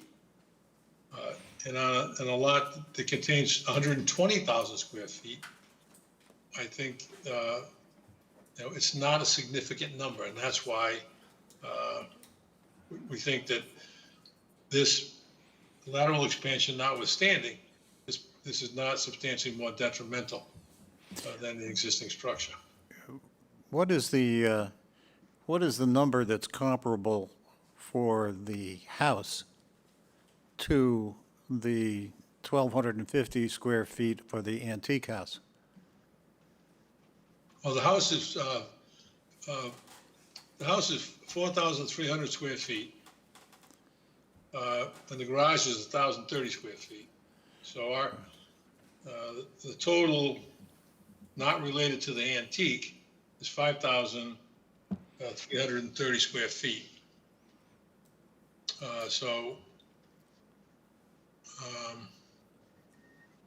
It's about 3,000 square feet. It exists, well, because previously we had the existing barn. So the existing barn and the existing house were 3,635 square feet. And so so for our structures, we're talking about 5,330. So it's a little more than 2,000 square feet. I'm not very good on math, but again, given the size, the lateral expansion, I think is significant in terms of what its effect is on the lot itself, the lot we're talking about. And again, we have 120,000 square feet of area,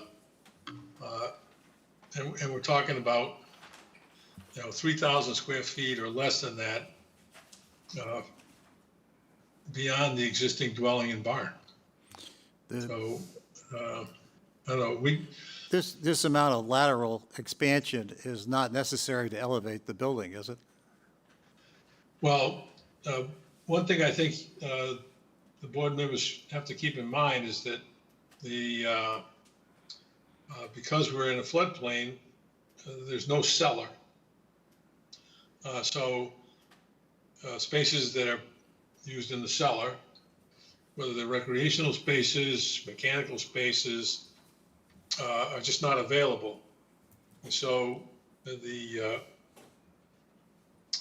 and because of the height limitations in the zone, and that's where the purpose for, well, let me go back a little bit. The purpose for referencing lateral expansion is that previously under the bylaw, there was language that implied that you couldn't expand the footprint of a structure in the Conservancy District. And so when these sections were rewritten, they added lateral expansion, making note that that was something that was now permitted or allowed, given, subject to your discretion, of course. And so but they didn't want it to be unlimited, so they put it in as a criteria for you to review. Candidly, this lot is unique. All the lots we've dealt with previously in dealing with this section have been small lots down in the Horn Cottages area. And so, we've never had, and probably will never have another situation where we have 120,000 square feet. So the lateral expansion, if 1,200 square feet is 1% I mean, the lateral expansion we're doing here is 2% of the lot area. And again, if the concern about lateral expansion has to do with maintaining, making sure that stormwater runoff that previously fell on the ground is going to continue to be recharged, we do that with dry wells, gutters and downspouts. And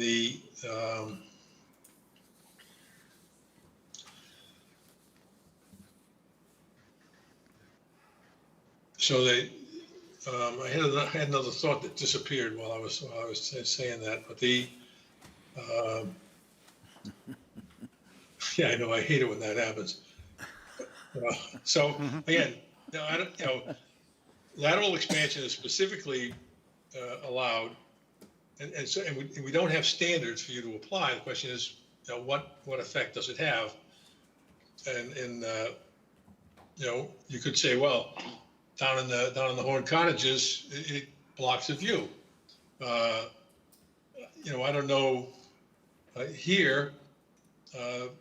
In some really sensitive area, it might be encroaching on a bordering vegetated wetland or on a sand dune or something like that. Here, this is a lawn area, and so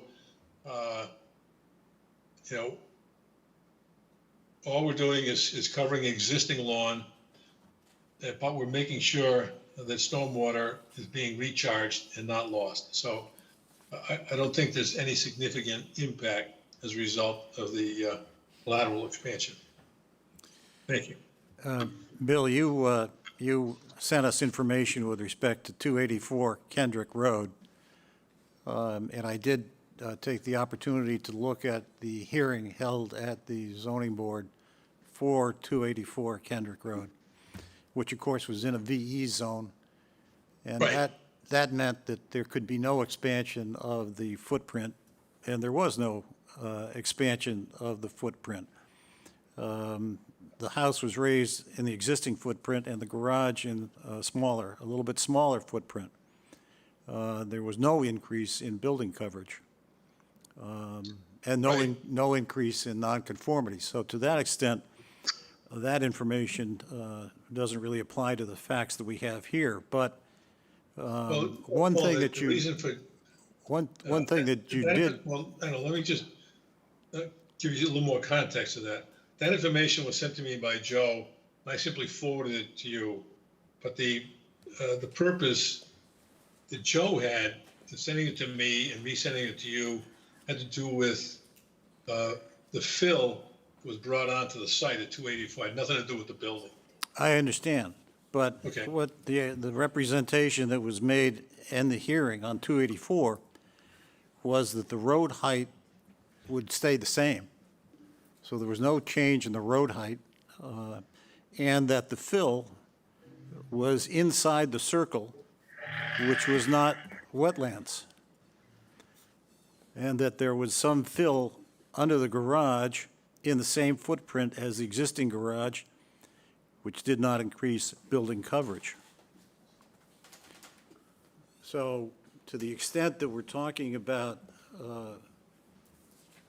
what was actually brought in was in the circle, not in the wetlands, and therefore was not prohibited. Well, in the first place, it's in the zone, so that's a VE zone. So fill is prohibited there, just like it's prohibited in the AE zone. And there's a conservancy district. So when And you said, let me finish. Yeah. So, if you look at the site, they brought in 1,800 cubic yards of material to construct the primary dune runs along the water for the purpose of hopefully preventing washovers in minor storm events. And they brought in an additional 600 or 700 cubic yards of material to pile up around the septic system, which required a concrete wall 7 or 8 feet high, and also around on the east side of the house foundation. So they brought in, 2,400, 2,500 cubic yards of material onto the site on that property. And that was Joe's point in sending that along, and I just forwarded it on because I knew he wanted it submitted. All right, let me move to the criteria for the driveway. Our ordinance talks about construction and maintenance of a driveway or roadway of minimum legal and practical width, where there's no alternative means of access. I looked at the hearing that was held before the planning board, and there were a number of issues that were raised, and they've issued a report of recommendation to us saying that they do not recommend that we approve this driveway. One of the issues that was raised was, of course, the question of fill. I think one of the members who has some experience with fill on the planning board indicated that in his view, there was fill that was going under the driveway, regardless of whether you called it borrow or other language with respect to the site.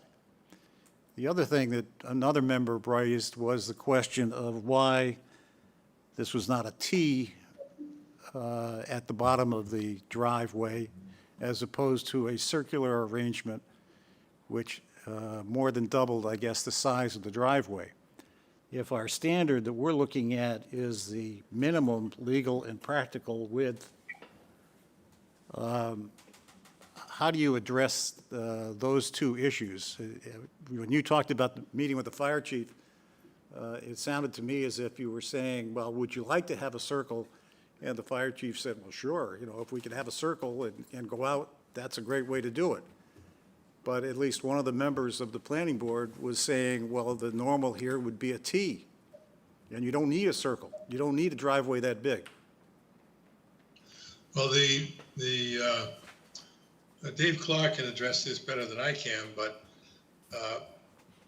when he was designing the road, he referenced, at least in that hearing, the fire code, and so he proposed a turnaround that is the minimum size dictated by the fire code.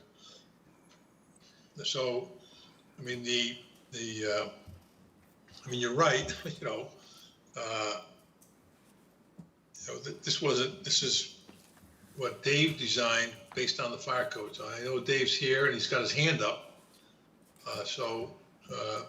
Dave, if you want to chime in on that.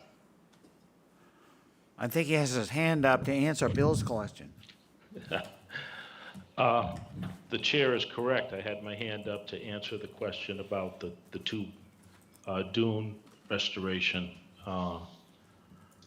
portions of the fill.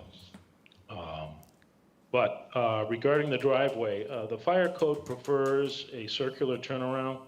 There is language in the fire code that said that if a circle is not practical, then they give dimensions of the required turning T. I can look into that, but my past experience in doing a turning T in Brewster that required the turning T, it requires a significant area.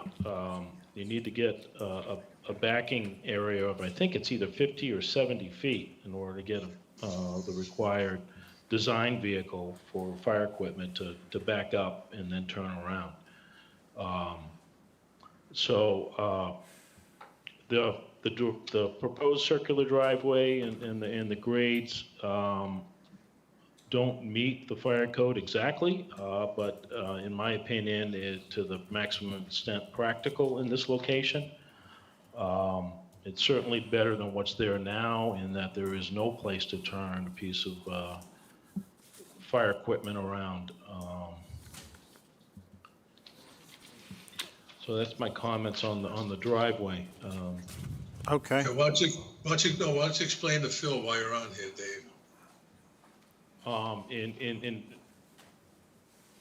specifically, what question regarding the fill? Well, the dune, the secondary Oh, dune I'm sorry. in the Yeah, site. okay, yep. So the northerly dune enhancement is 150 yards, and the easterly one is 320 yards of material. Okay. All right, thank you. I have no further questions. Okay. Okay, before we go any further, we've been at this 2 hours now, so we're going to take a 10-minute break and then return with questions from the other members.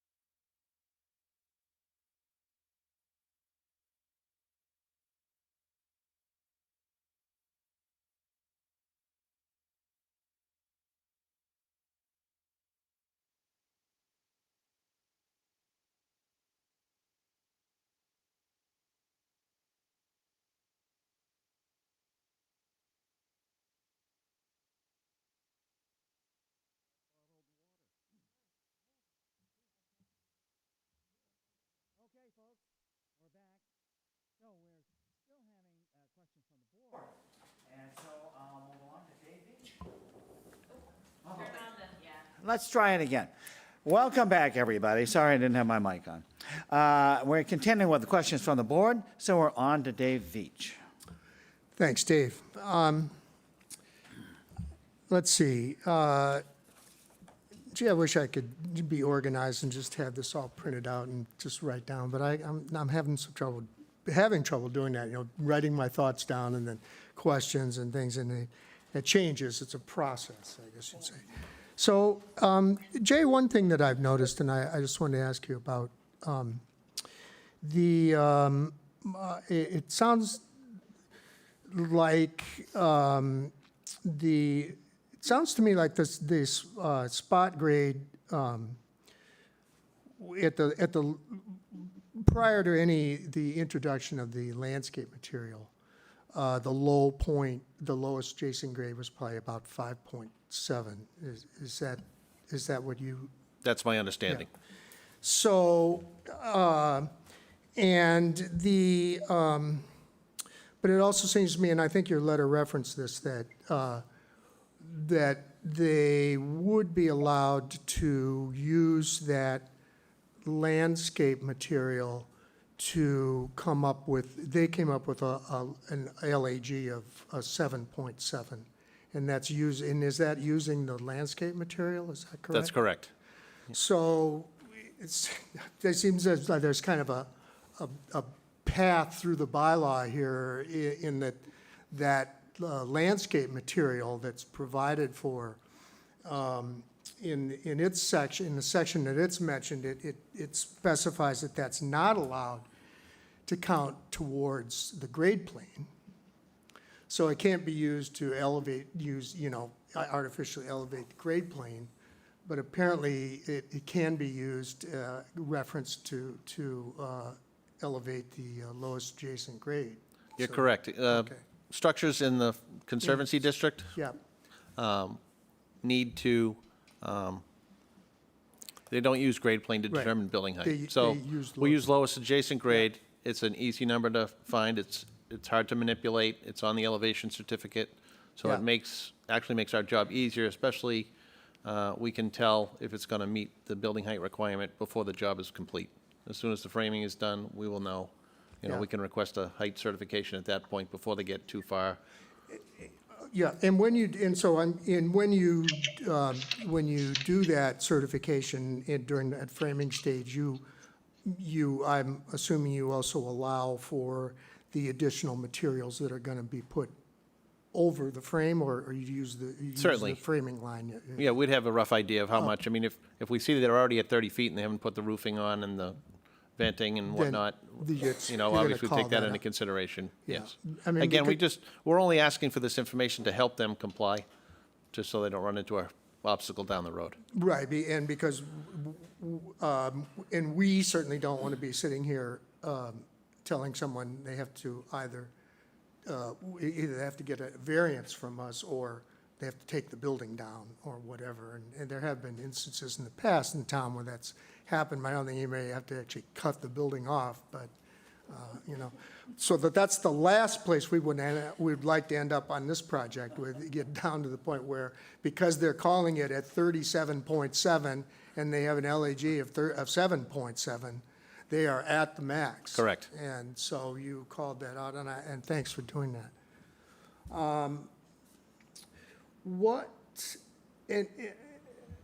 And maybe Dave Clark can answer, so when they're shooting the height of the building and the frame, whatever, what are the tolerances in those?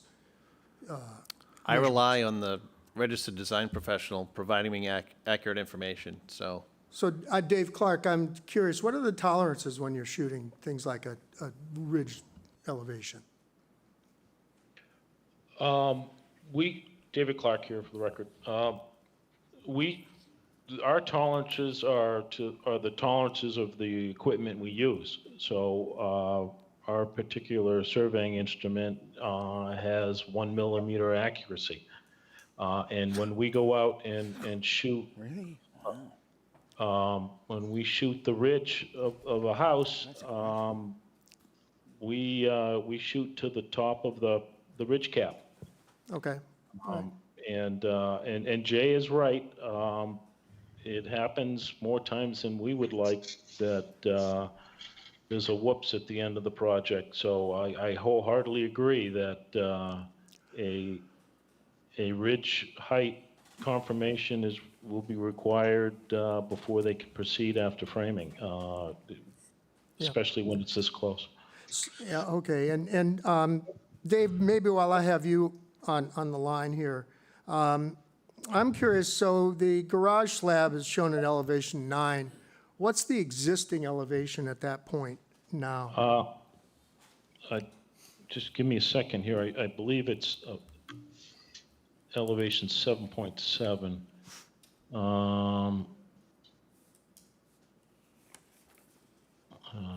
Let's see. Yeah, that's what's shown at the back side of the garage, Dave, 7.7. Yeah. Yeah, but those are shown as Yeah. new grades, So not the existing. south facade of the existing house is about elevation 8. And then the south side of the garage, the existing grade is 6.5. So it goes from 8 to 6.5 existing Yeah. now, okay, Yeah. all right. So I'm assuming, which is never a good idea, but it sounds to me based on what Jay said and what, is that the placement of dune enhancements can be allowed in this district. Is that correct, Jay? Yes, that's correct. So, and that's why, so they're talking about this across the northern portion, and on the east side there, those are being characterized as dune enhancements? I don't believe the one on the east side is The a one dune on the- enhancement. Okay, yeah. The one on the north of the property is. Okay, great. And I haven't heard anything with, you have this hatched area in the landscape material that, again, it appears to you that that's in excess of 2 feet. Correct. Almost like. Is there a response, Dave Clark, to that? And what's, Yes, basically, the high point of the driveway is over the septic tank and the pump chamber. And so to provide a little more counter buoyancy for those tanks is another reason why it's elevated. And it didn't make sense to have it up at elevation 10 and then go back down to elevation 7.7 right at the front door. So basically, we just continued that grade to the foundation. okay.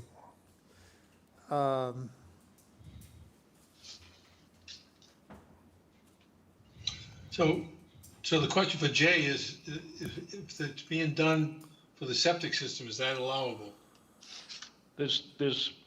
Oh, That's a great question. I can see it, I can see the reasoning behind it. If you look at the extent that's crosshatched, that's a little bit more than over the tank and the pump chamber, but, potentially over the tank and the pump chamber. I don't think that'd be unreasonable. There's two ways to provide the anti-buoyancy for the tanks. One is to provide extra fill or pour a 1 to 2 foot slab on top of the tank. And certainly, concrete is twice as heavy as fill, so you need less of it, but then you have a 2 more feet of concrete. And that has to be poured beyond the perimeter of the tank so that it's actually bearing on the earth and not the tank. Is the typical practice in this situation. Okay, and I'm curious, we certainly know the size of the entire lot, and we know about the percentage of the contiguous buildable upland. I'm just curious, Dave, what's the total amount of buildable upland and looks like 3 different portions of it on the lot? Do you know what that is?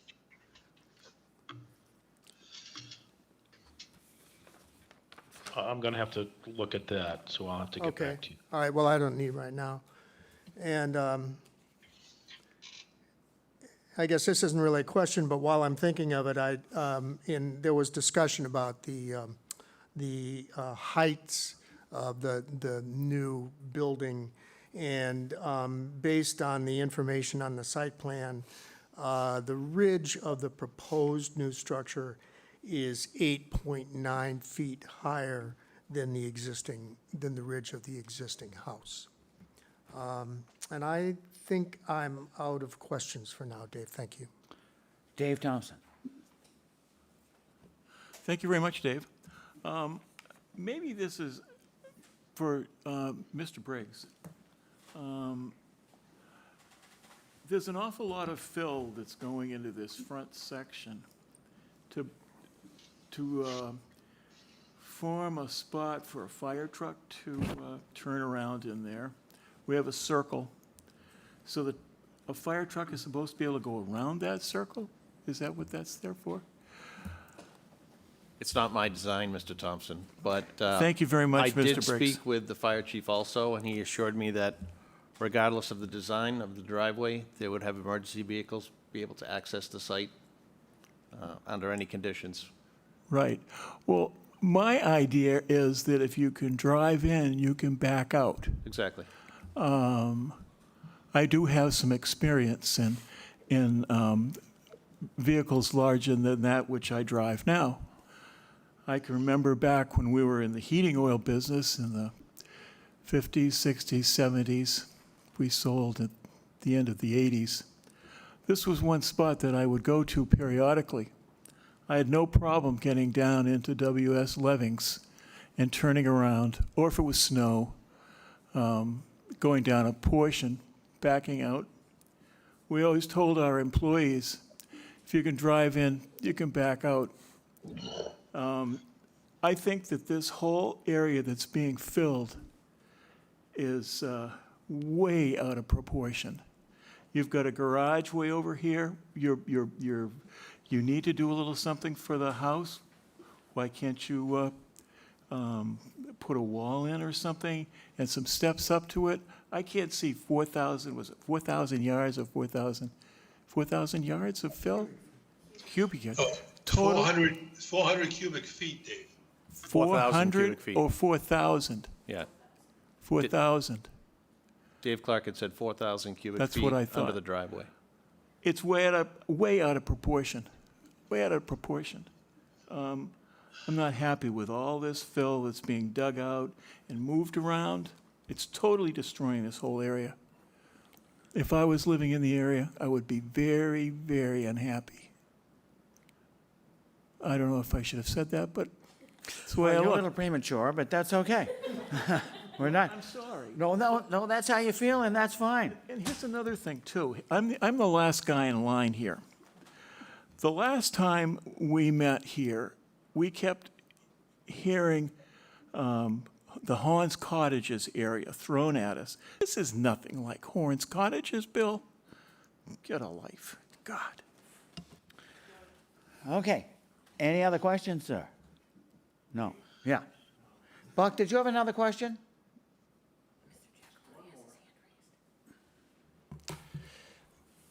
So, Jay, I'm on page 28, number 4, prohibited uses, letter D is in dog. No person, shall construct a new residential dwelling unit or houseboat or barge designed or used as a dwelling unit in the Conservancy District. So when I read that, it sounds like you cannot construct a new residential dwelling unit in the Conservancy District, And I got this 10-page document from an architect in Boston showing what appears to be a brand-new dwelling, a residential dwelling unit. How do you interpret it any differently that you can build a new house when our bylaw specifically says no new dwelling unit can be constructed? They're proposing to reconstruct the existing dwelling. There's already a dwelling unit on the site. They're not proposing a second or new dwelling unit on the property. There's going to be 2 structures now, where there's only one, so something's new. One of them won't be a dwelling unit, though. It'll be a guest house. Okay. Any other questions that have come up? Mr. Chair, Yes? I'd just like to confirm with Jay, one of his earlier statements, that in determining whether the amount of fill proposed here for the driveway is practical. My memory is that Jay said that whether the amount of fill proposed is practical is something to be determined by the Zoning Board of Appeals. Is that correct, Jay? I believe so, Bill, yes. So and with respect to Buck's question, I would point out that, and with all due respect to Dave, I do my best, Dave Thompson, to get a life, but down in the Horn Cottages area, they're in an AE zone also. And many of the structures down there, all of which predated the zoning bylaw in 1954, have all been reconstructed since about 1990. And so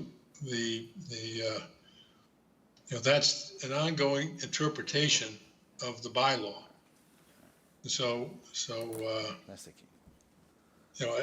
I just, I think, again, we really have sort of 2 questions here, and I think that the zoning board could determine, as I think they should, because it's in keeping with 30 years of interpretation of the bylaw, that if we're not bringing new material onto the site, and we're using existing material from the site, that it's regrading and not filling within the meaning of the zoning bylaw.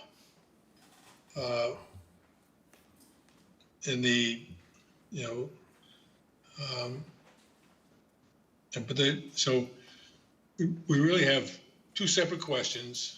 One has to do with the structure, and one has to do, I believe, with the driveway material. I guess I would say there are 3, because we believe it's very important that the property be protected from stormwater coming over from the Reese property along the east side there. I suppose we could always put the septic system over there and use that fill, but we'd really prefer to do it this way. And so if the fill material for the berm on the east side is all material that came from the site itself, I'd ask the zoning board to approve that.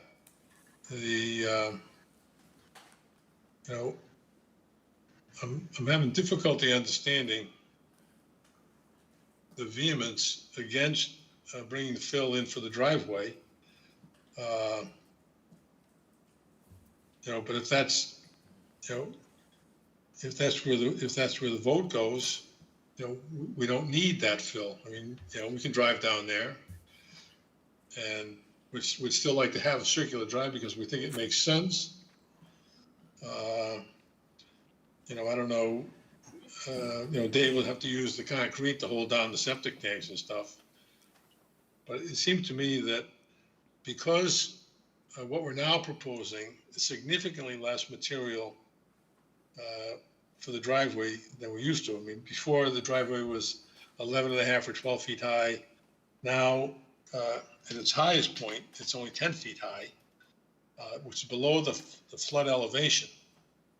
So the concerns of the planning board notwithstanding, we think it's reasonable. So, so I guess that those are the questions for you before you today. As Jay has said, the question of fill and the amount of fill is really for the discretion of the zoning board, because what the language of the bylaw says is the minimum practical width. And so it's a question of what you think is practical. You've heard Dave Clark explain from his point of view why it's practical. And we hope you'll listen to that. But, if you determine it's not practical, and one of the things that would have to happen if we weren't allowed to have this level of fill right in the front door is we have to create, which is, whether it be fill or not, you have to create a step system, a porch/step system to get from the elevated building down back to the ground. If you recall, 20 Boone Drive, that's what we did at 20 Boone Drive. By the way, which is there's a pool there in the rear of 20 Boone Drive. So I mean, we can do it. We just think it's less attractive and more difficult for the family to use. And see, because the Conservation Commission has approved this, we believe we can say that there's no harm to the environmental aspects of the property as a result of this design.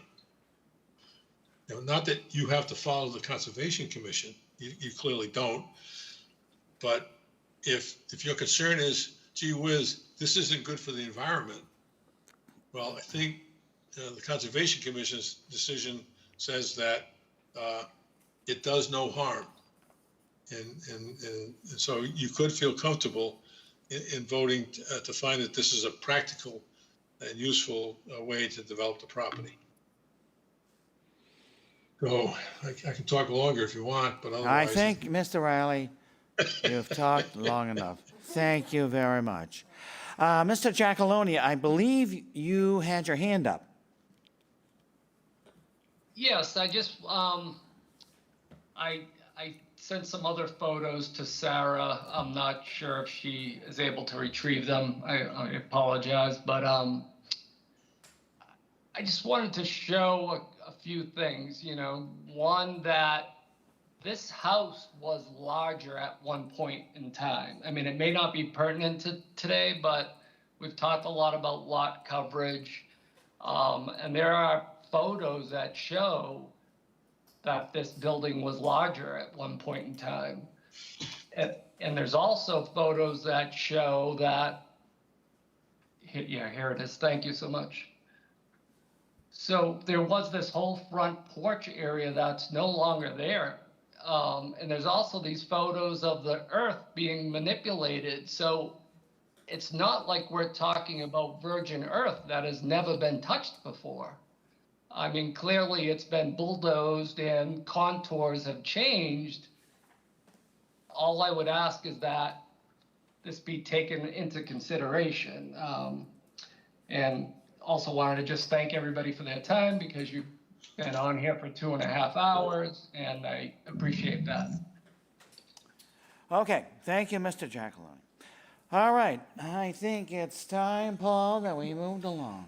This is Paul Simple. I'll move to close the hearing and move into deliberations. David Veach seconds. Okay, this takes a vote. All in favor? That's a unanimous vote. So, deliberations.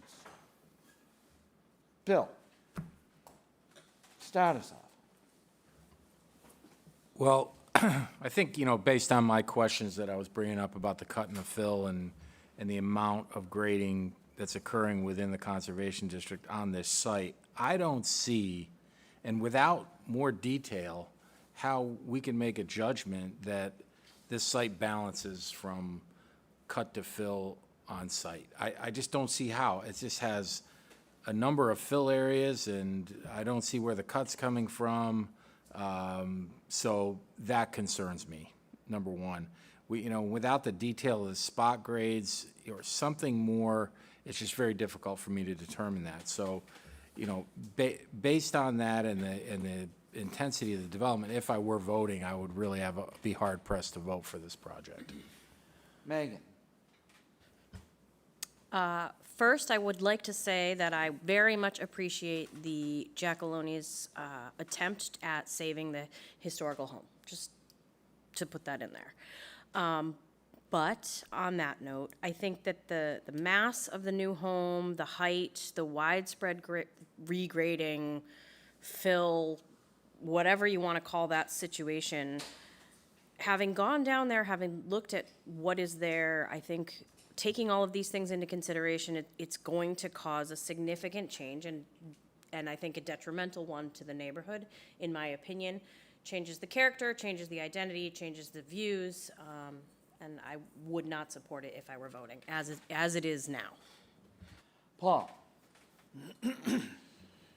Well, I see two aspects of this. One is the question of the building itself, and the other being the driveway. With respect to the building, as I go through the criteria, and we look at the adequacy of the site, including the maximum lot coverage, the lot coverage is increasing substantially.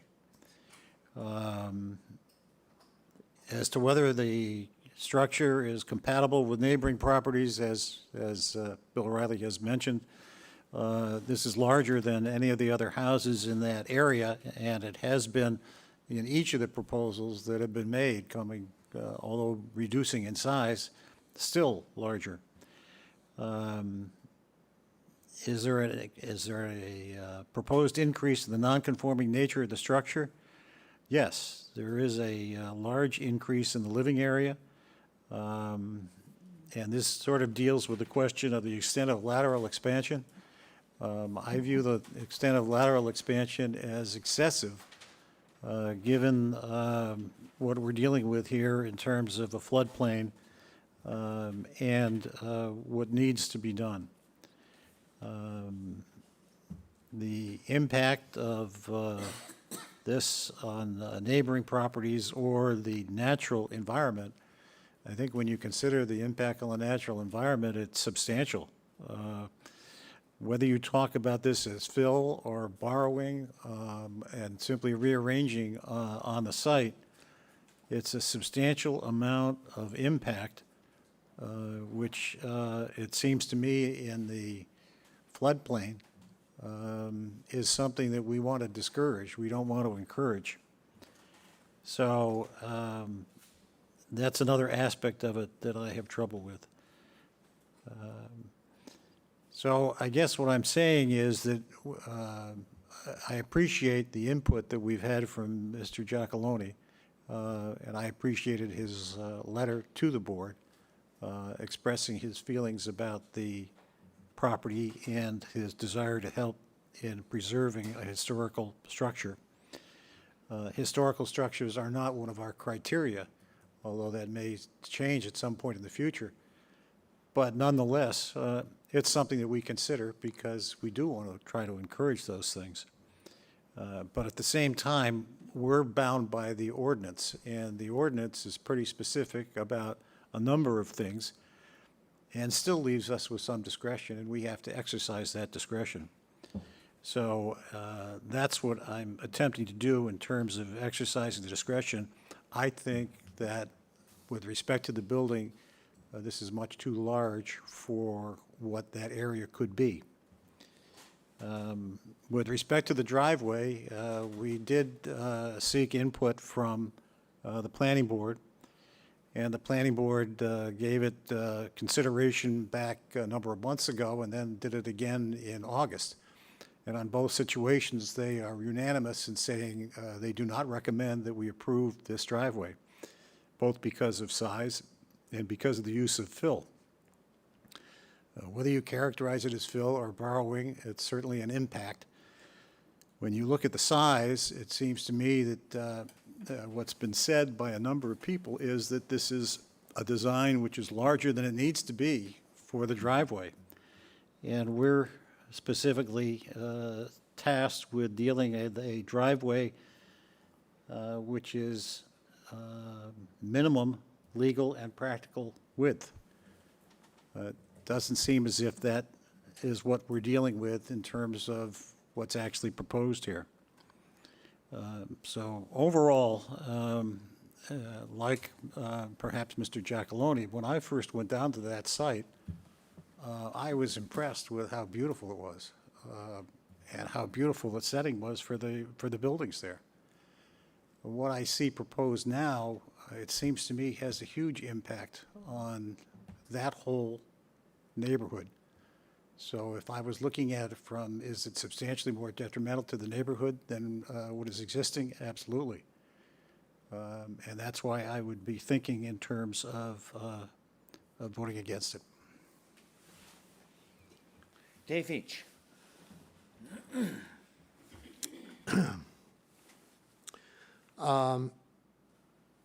Well, first of all, I really would like to thank Jay for providing us with this map, this interpretation of the map, because I have to say that I missed a lot of this in trying to read that site plan. And so I was actually kind of surprised because I've just assumed, based on our last meeting, that they were going to come back with a site plan that didn't show any fill. But that's not what we have. So I would like to just say about this process that 3 times we've gotten a letter from Jay essentially saying to us, pointing out problems with respect to this application before us. And it seems to continue. And I really, I don't think that that's Mr. Giacalone's intention, but I certainly don't think so. But it certainly doesn't engender trust on my part with respect to some of this. Each time, and I don't know, you know, Dave, you know this, and I know some of the other members know, but I know maybe for some of the newer members, actually with this latest proposal in front of us, I felt like I'm supposed to set aside the past proposals as if they did not exist, because I'm supposed to be comparing this proposal to what's on the ground now. And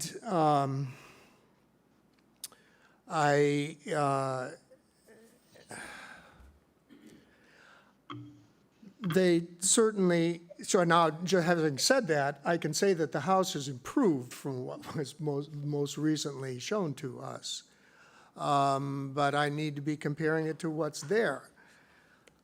I think it's much, it's certainly much larger than what is there. But I don't think that the way that it's been cited is not going to have a huge impact on the neighboring views and vistas necessarily. It's a stretch for me, but I do feel like this is a unique lot. It's a large lot. And it could possibly support a house of this size and have it work there. I cannot go along with the driveway proposal. It's just, it doesn't match the criteria or the wording of the bylaw in any way, shape, or form. The planning board has called it out to us, and so we're not the only ones reading that section of the bylaw and seeing problems with this proposal with respect to what that section of the bylaw, the guidance that gives us. I'm also, again, with respect to the process, all of these questions about the fill and the prohibitions of fill and grading and various things, none of that has needed somehow to appear in the legal ads for the stuff that came before us. So I don't know, something seems out of whack with this process to a certain extent. I mean, the public gets to read all the things about the ways in which the things that are being asked for, et cetera. We've been asked a lot on this, the things that possibly, and due to Jay's letters, that in direct contradiction to aspects of the bylaw. And now we have the attorney and the professional saying, well, this is the way it's been done for the last 30 years, and that we all came to understanding, et cetera. I'm not so sure about that, but, you know, interpretations can change. And I certainly think that this is in the Conservancy District, and the point of those prohibitions in the Conservancy District, I believe, would be to minimize the impacts on the natural setting. So, to my way of thinking, going over here and cutting in order to provide the fill to put it in the driveway is even worse. So, if I can, to the degree, and I also want to go back and say I'm grateful to Mr. Giacalone for his respect for and commitment to the old house. And I think that is worthy of consideration and respect from me. So I could find this proposal. I think we could get to a proposal that I can accept, but I think that it does not include the fill under the driveway. Probably going to put that garage back down to the grade or closer to the grade that it exists now and work from there, because that does not have to be elevated because of the floodplain regulations. The garage does not have to be elevated. So I would like to see something that really it works better and is less disruptive to the site as it's shown. And I could find that this house, although perhaps larger than I might find ideal, I think it can rest on that site in a way that in the future it can look like it belongs there. So that's my take on it, Dave. Dave Thompson. Thank you, Mr. Chairman. I think you probably know how I feel about this. I think the building is too big. There's too much earth that's being moved around. I just can't believe that. I'm not in favor of it, period. I am a voting member, and I will vote no. Buck. I'd like to get down to the bottom line, not waste a lot of time. I will be supporting Mr. Thompson's vote with a no vote. We're in the Conservancy District. The excavation, not only to raise the driveway, which the planning board clearly, on 2 hearings, a month apart, that's not allowed. We're not doing that. I'm not supporting it. But filling those 2 berms on the east side and the north side, I don't think you can do that either. And I'm going by the literal interpretation of the prohibited uses. I don't think you can build a new building there. And the beauty of that is that the way the bylaw at the town meeting was set up, you can take the old house and renovate that and expand that and keep that. And you wouldn't have to move it to the back corner and hide it somewhere in the corner. I can't support a new house on that lot. They can come back at half the size. A new house, in my opinion, just my opinion, reading this, you can't build a new house there. Randy? Thank you, Mr. Chair. So I'm new, but I do want the applicant to know that I have done my homework. And I can also say that I cannot improve any of the communications that I've heard, and I'm last. And so they say if you can't improve silence, don't speak. But I would say, I would extrapolate that to I can't improve on anything everybody has said. I agree with the negative comments, and if I were a voting member, I would not support it as it is now, but I do think that it could be modified, and maybe you'll come back in the future. Thank you. Well, the whole idea of what's happening with the earths and the driveway and all that, I could never support. And I know that the inference has been, well, 30 years of this and that and the other thing. Well, this board does not exist on what happened yesterday or the day before. It's today. Everything is unique. Everything is a decision based on today. It isn't what used to be and all that. It just doesn't work that way. Several other aspects of this whole process. One that particularly has bothered me, it's been mentioned, well, look what you did with starboard light. You looked the other way. And Starboard Light, for the new members, is an iconic building right on Stage Harbor, right on Champlain. And it came up for sale, and a gentleman who Mr. Riley represented came to us with a great plan where Starboard Light, the historic house, is the center of that redevelopment. They put behind it, they added on bedrooms and a garage, and the ridge is down. And to the left of it is a barn-like structure, same ridge, I believe, as Starboard Light. And that's where the kitchen and the living room and so forth are. But Starboard Light is right in the middle. You can't help but walk by, drive by, take a boat up to it, or whatever you do.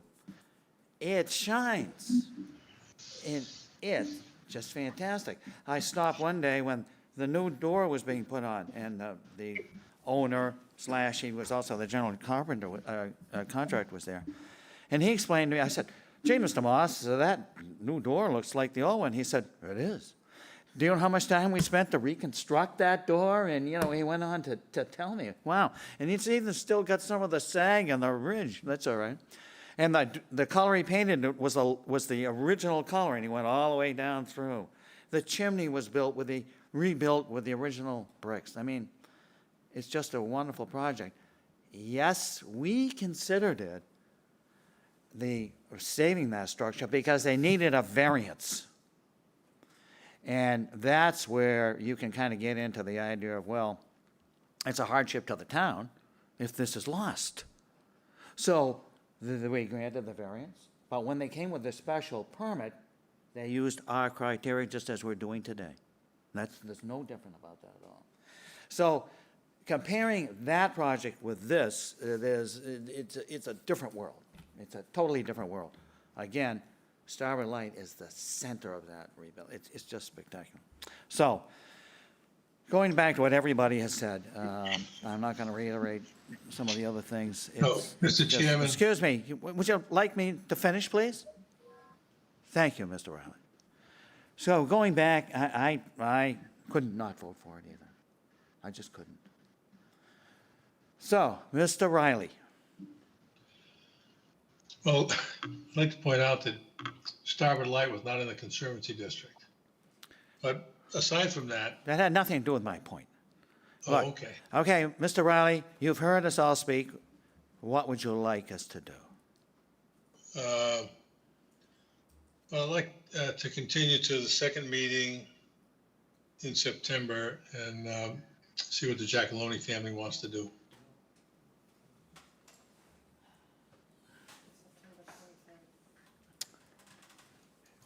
Do we think that's enough time?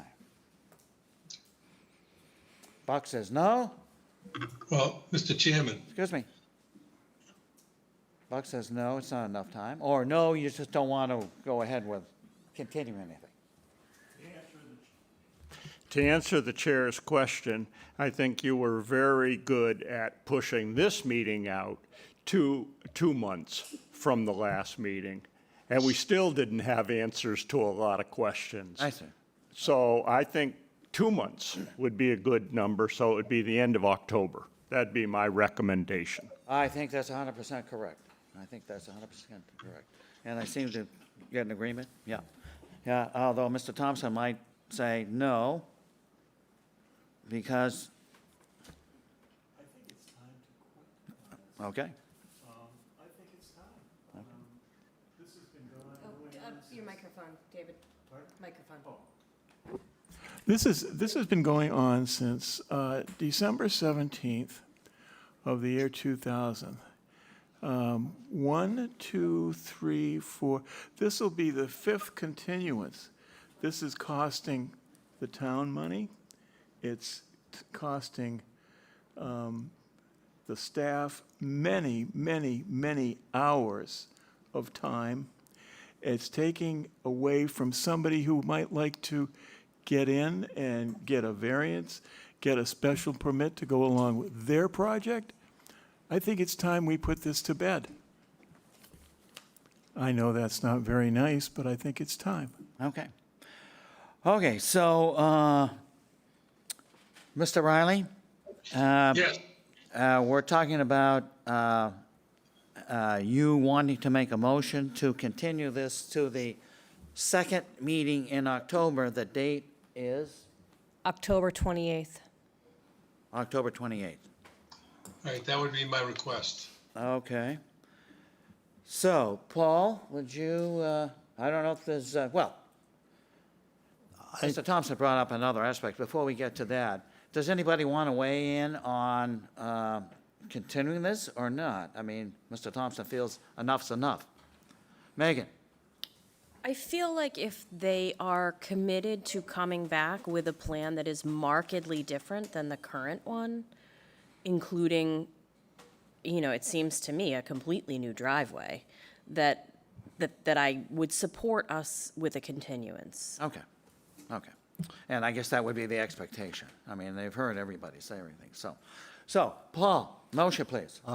This is Paul Semple. I'll move to grant the continuance to October 28th, 2021. What is this, 2021? Not 2,000. 2021. It's not 2000. Okay. I'm closer than that. Dave Veach seconds that. Okay. All in favor, please raise your hand. That's, all those against?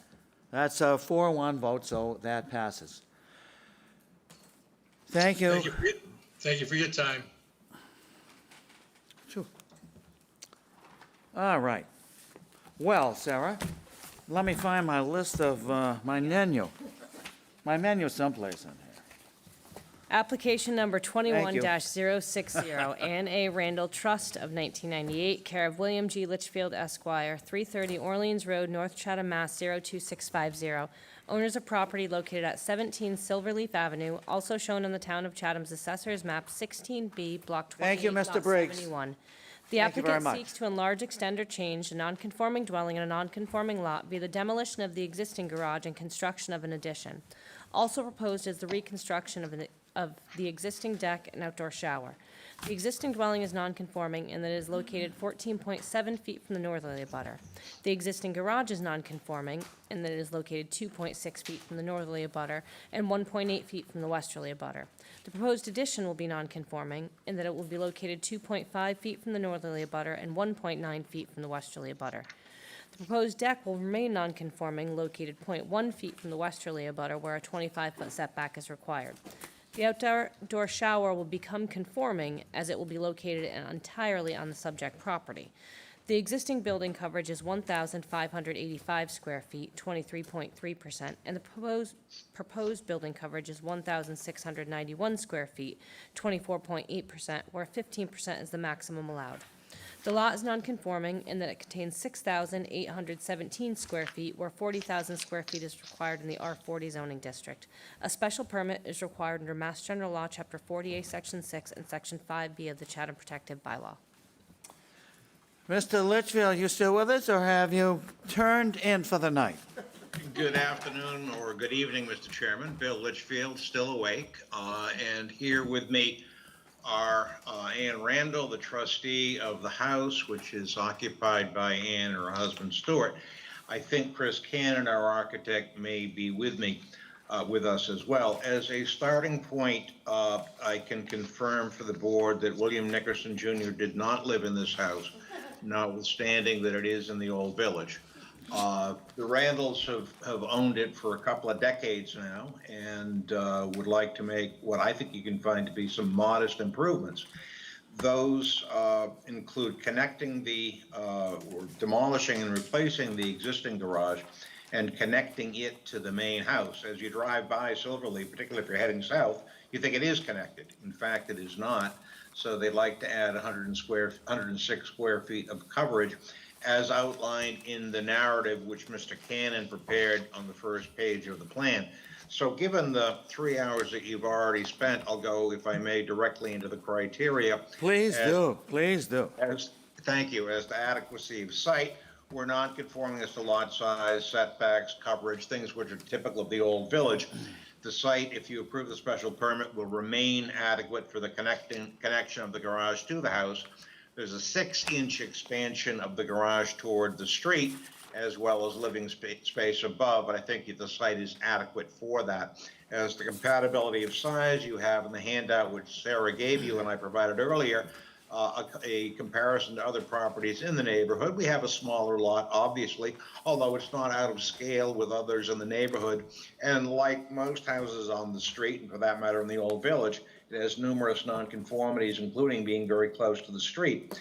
The absolute increases we are seeking, 6 inches toward the street and 106 square feet of coverage, are small, and the gross floor area and living area numbers on that handout remain consistent with and lower than actually several abutting properties. As to the extent of increase in nonconformity, there are the two that I mentioned. The coverage increases by 100-odd square feet, which is really not substantial. As to suitability of site, it's a residential use. It will remain a residential use. There's no natural environment issues. We're not near a conservancy district. Scale siting, mass views and vistas.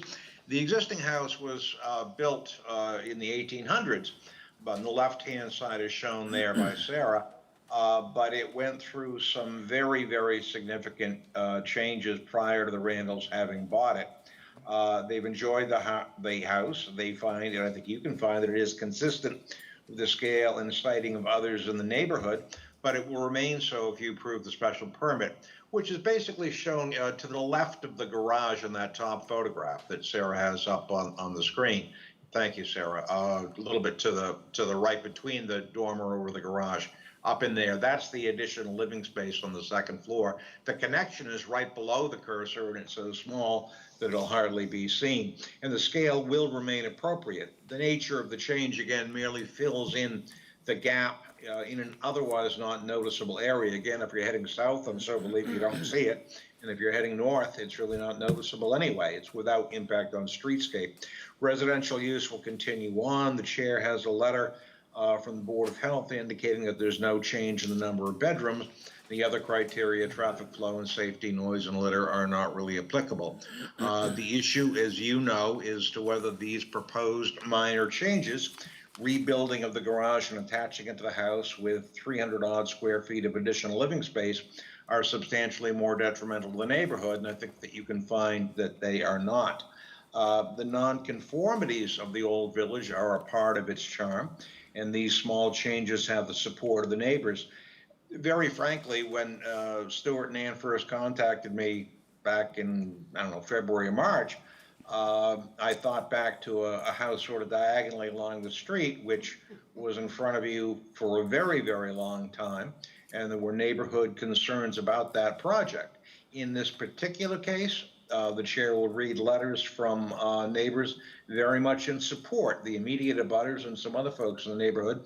And that sort of attitude is not always, for good reason, not always found in this neighborhood. And for that matter, Mr. Chairman, after you read the letters, I have one which arrived quite late, so if you'll allow me, I will read that as well. So the actual numbers we're seeking are small. The connecting of an outbuilding is consistent with the historic pattern of development or growth in the village, and it's been reviewed without objection by the Historical Commission. They found the structure built in the 1830s to be historic, but they imposed no demolition delay.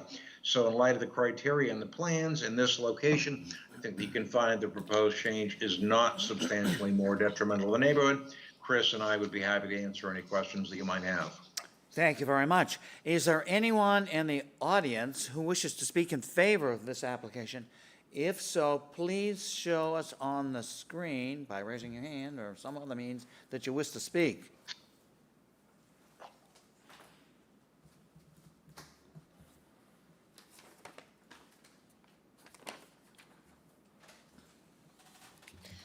I see no one that wishes to speak in support of this application. So I'll read the correspondence. The first is a memo from Judith Giorgio, health agent, town of Chatham. I've reviewed the plan to renovate.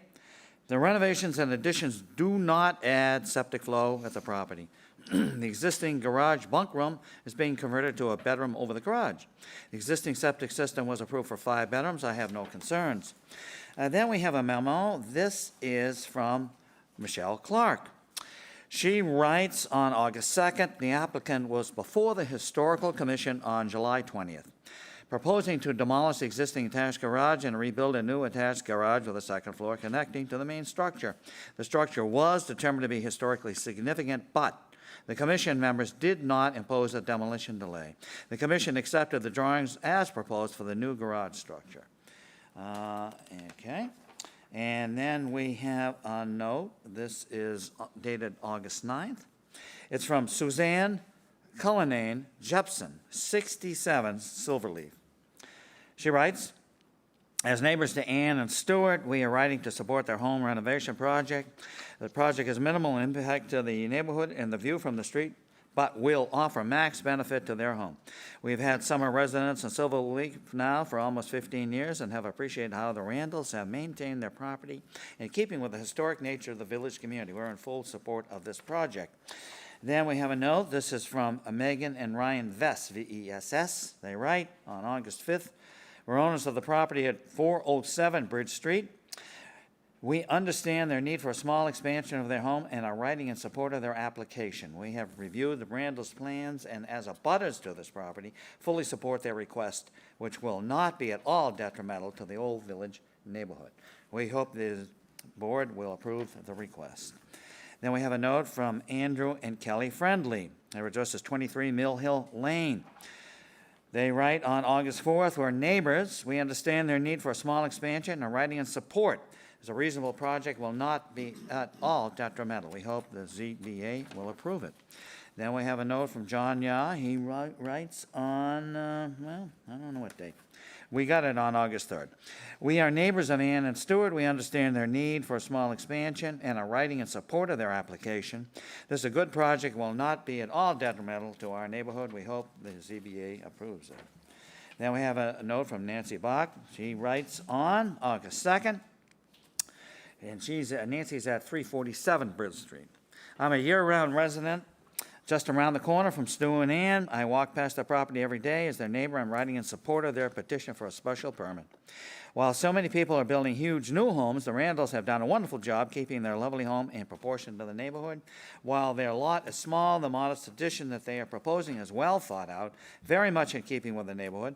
They're seeking to replace a detached garage with a garage that is attached to their existing home. They are not looking to increase the number of bedrooms. I have seen their plans and proposed renovations very attractive. As a nearby neighbor, I'm very supportive. I urge the board to approve.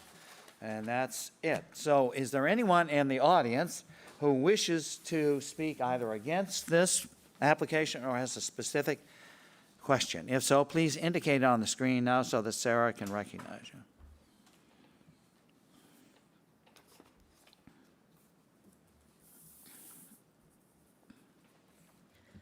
There is no one that wishes to speak in opposition or has a specific question. Are there any members of the board who have questions?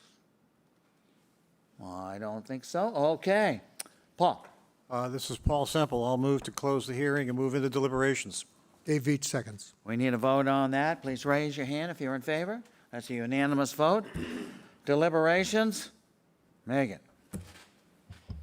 I love this project. I think it's perfect. It fits in well. It looks great. It's going to look great in the neighborhood. I completely understand why they want to be able to get to the garage without going outside, so I would fully support it. Paul? I agree with Megan's comments. It's certainly not substantially more detrimental to the neighborhood. Dave? I agree, it meets all of our criteria. Dave? I agree. Buck? I agree. Randy? Agree. Bill? Agree. And I do too. Motion, please. Oh, well, wait a minute. Do we need any conditions?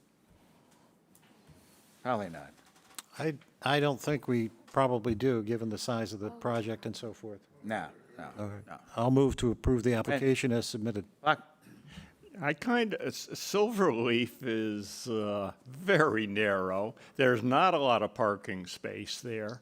Zero. I think we might want to reconsider on the conditions. Can we ask Mr. Litchfield what the plan of renovation is? Thank you, Mr. Chairman. Bill Litchfield. The Randalls would like to begin as soon as possible. I don't know whether they have a builder lined up, and I believe is here and perhaps can comment. But because of the relationship that we have with the neighbors and because of the respect for the village, we would not be blocking Silverleaf. So in a condition that Silverleaf not be blocked would certainly be understandable.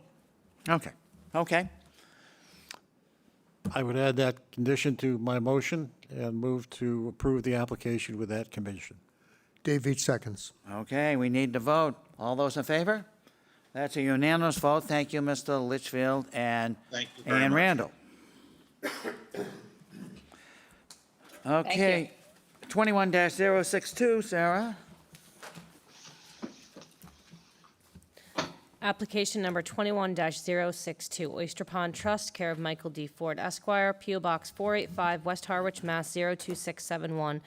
Owner of property located at 23 Oyster Pond Lane, also shown on the Town of Chatham's Assessors Map 13E, Block 9, Lot JB1. The applicant seeks to construct elevated stairs and landings as allowed by special permit under Section 4A3A of the Protective Bylaw. The lot contains 99,300 square feet in the R60 zoning district. A special permit is required under Mass General Law, Chapter 40A, Section 9, and Section 8D2B of the Chatham Protective Bylaw. Mr. Ford, welcome. Thank you for bearing with us. It's been an education, Mr. Chairman. Thank you. Mike Ford, representing the applicant, Oyster Pond Trust.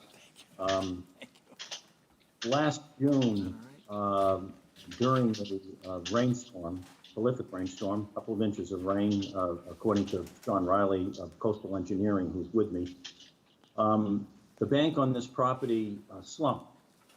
And they think they found the reason, in addition to the rain, related to a dry well supposedly servicing the house and the gutters coming off the house and downspouts, but it was not. And the water got pushed out onto the hill. And the old stairs that had been there for a period of time that leads down to the pier, that were kind of a series of stair ramps, came into disrepair as a result of the slump. And were damaged beyond repair. And so we're here before you with a petition to build a new set of stairs. Mr. Riley, as the engineer tells me, they've solved the stormwater issue related to the house and the dry wells, and that's been replaced or is in the process of being replaced. And the new stairs are in the same location as the old stairs.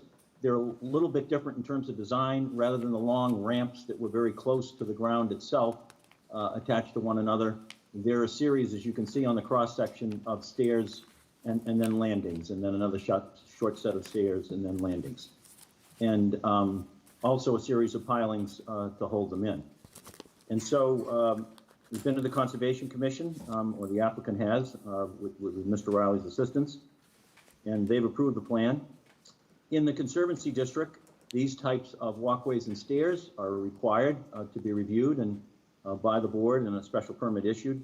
These stairs are non-conforming as they've been there for a long time and don't have the benefit of a special permit. And so we applied, Mr. Chairman, under both the non-conforming section and the special permit section. I did submit some findings today, and hopefully they got around to you. Very quickly, we think the site is adequate. The stairs were already there, and these are a replacement in kind. I'm not sure whether they're compatible with other stairs in the area, but I think they are. They're the typical staircases that you see now, and these are built, we would suggest, more structurally sound than what was there. So we don't think it'll have any effect on neighboring properties. There really isn't an increase in the non-conforming nature. The stairs were non-conforming because they existed without a special permit, but here we are for one, and stairs such as this are authorized upon issuance of a special permit. So I don't think there's any increase in non-conforming nature or use on the site. Suitability of the site and impact on neighboring properties and the natural environment. As I've indicated, the Conservation Commission has reviewed and approved the plan. I don't believe that the remaining criteria of impact of scale on the neighborhood, the proposed use, the adequacy of sewage, and water and drainage, impact on traffic flow and safety, noise, litter, or adequacy of utilities, or even lateral extension, even though a portion of it's in the floodplain, apply. And so I think all of those are NA. Perhaps with the exception of stormwater, because stormwater did affect the old plans, and I'm advised by Mr. Riley, who I believe is on the line, that has been remedied. So that's our presentation. We're happy to take questions. Okay, thank you very much. Is there anyone in the audience who would like to speak in favor of this application? If so, please indicate on the screen now so that Sarah can recognize you.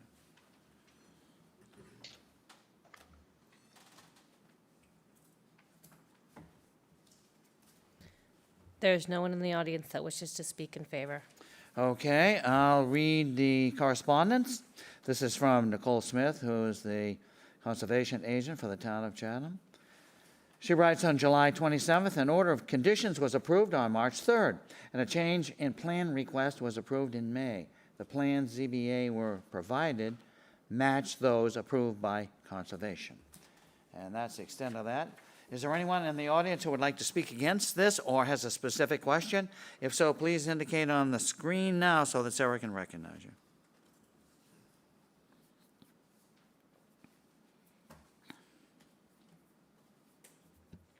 I see no one that wishes to speak in opposition or has a specific question. Okay, are there any questions from any member of the board? Buck. So on the blueprint provided, and maybe Mr. Riley can answer this, there's option 1 and option 2, the diamond or the helical. The Conservation Commission in their letter completely ignored that. Not only did they forget that, but normally when you say we got the same print, there should have been a revision between the March approval and the request for a redrawing in May. Can you explain that?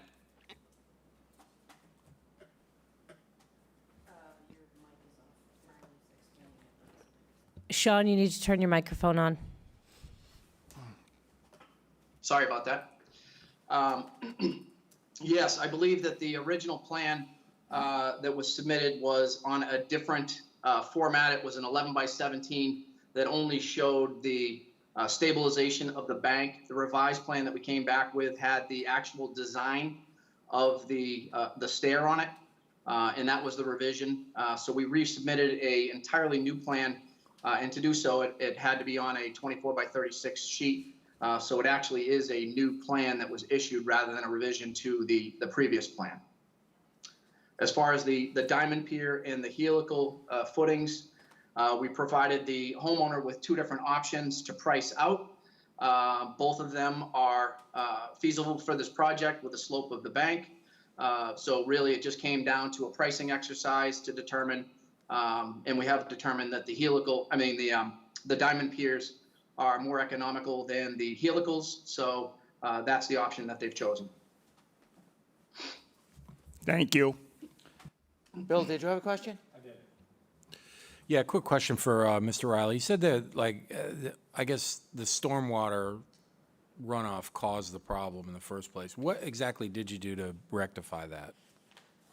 Yes, so we actually went out there with a mini excavator to determine that there was, in fact, an old brick dry well right at the top of the coastal bank, and that dry well was removed. The gutters and downspouts were repiped to a dry well that's located in the middle of the lawn. Part of the problem was exacerbated by in that first photo, there was riprap that was placed on the slope without any filter fabric some time ago, and it served to channelize the water that was coming out of the side of the bank, and really it ripped everything down underneath the stairs. And once it got going, it just created a cavity underneath the stairs, which caused the collapse. So to remedy the situation, we removed that dry well that was providing water to seep out the side of the bank and cause the collapse, and relocate it to a location that's further back from the bank. Okay, thanks. Any other questions? Paul? This is Paul Semple. I'll move to close the hearing and move into deliberations. Dave Veach seconds. All those in favor? That's a unanimous vote. Deliberations, Dave? Yeah. This day? Eeny, miny, no, you. How do you? This definitely, this meets all of our criteria, is not substantially detrimental. It's a definite need, and I support it. A great project for a great piece of property. I think Mr. Thompson's grandfather might have built this home. Is that correct? The fact that conservation approved it, I would have to endorse it, so I will support it.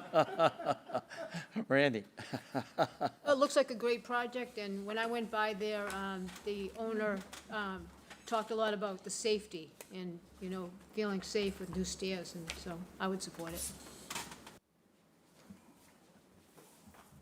I would also support it if I were voting. Absolutely.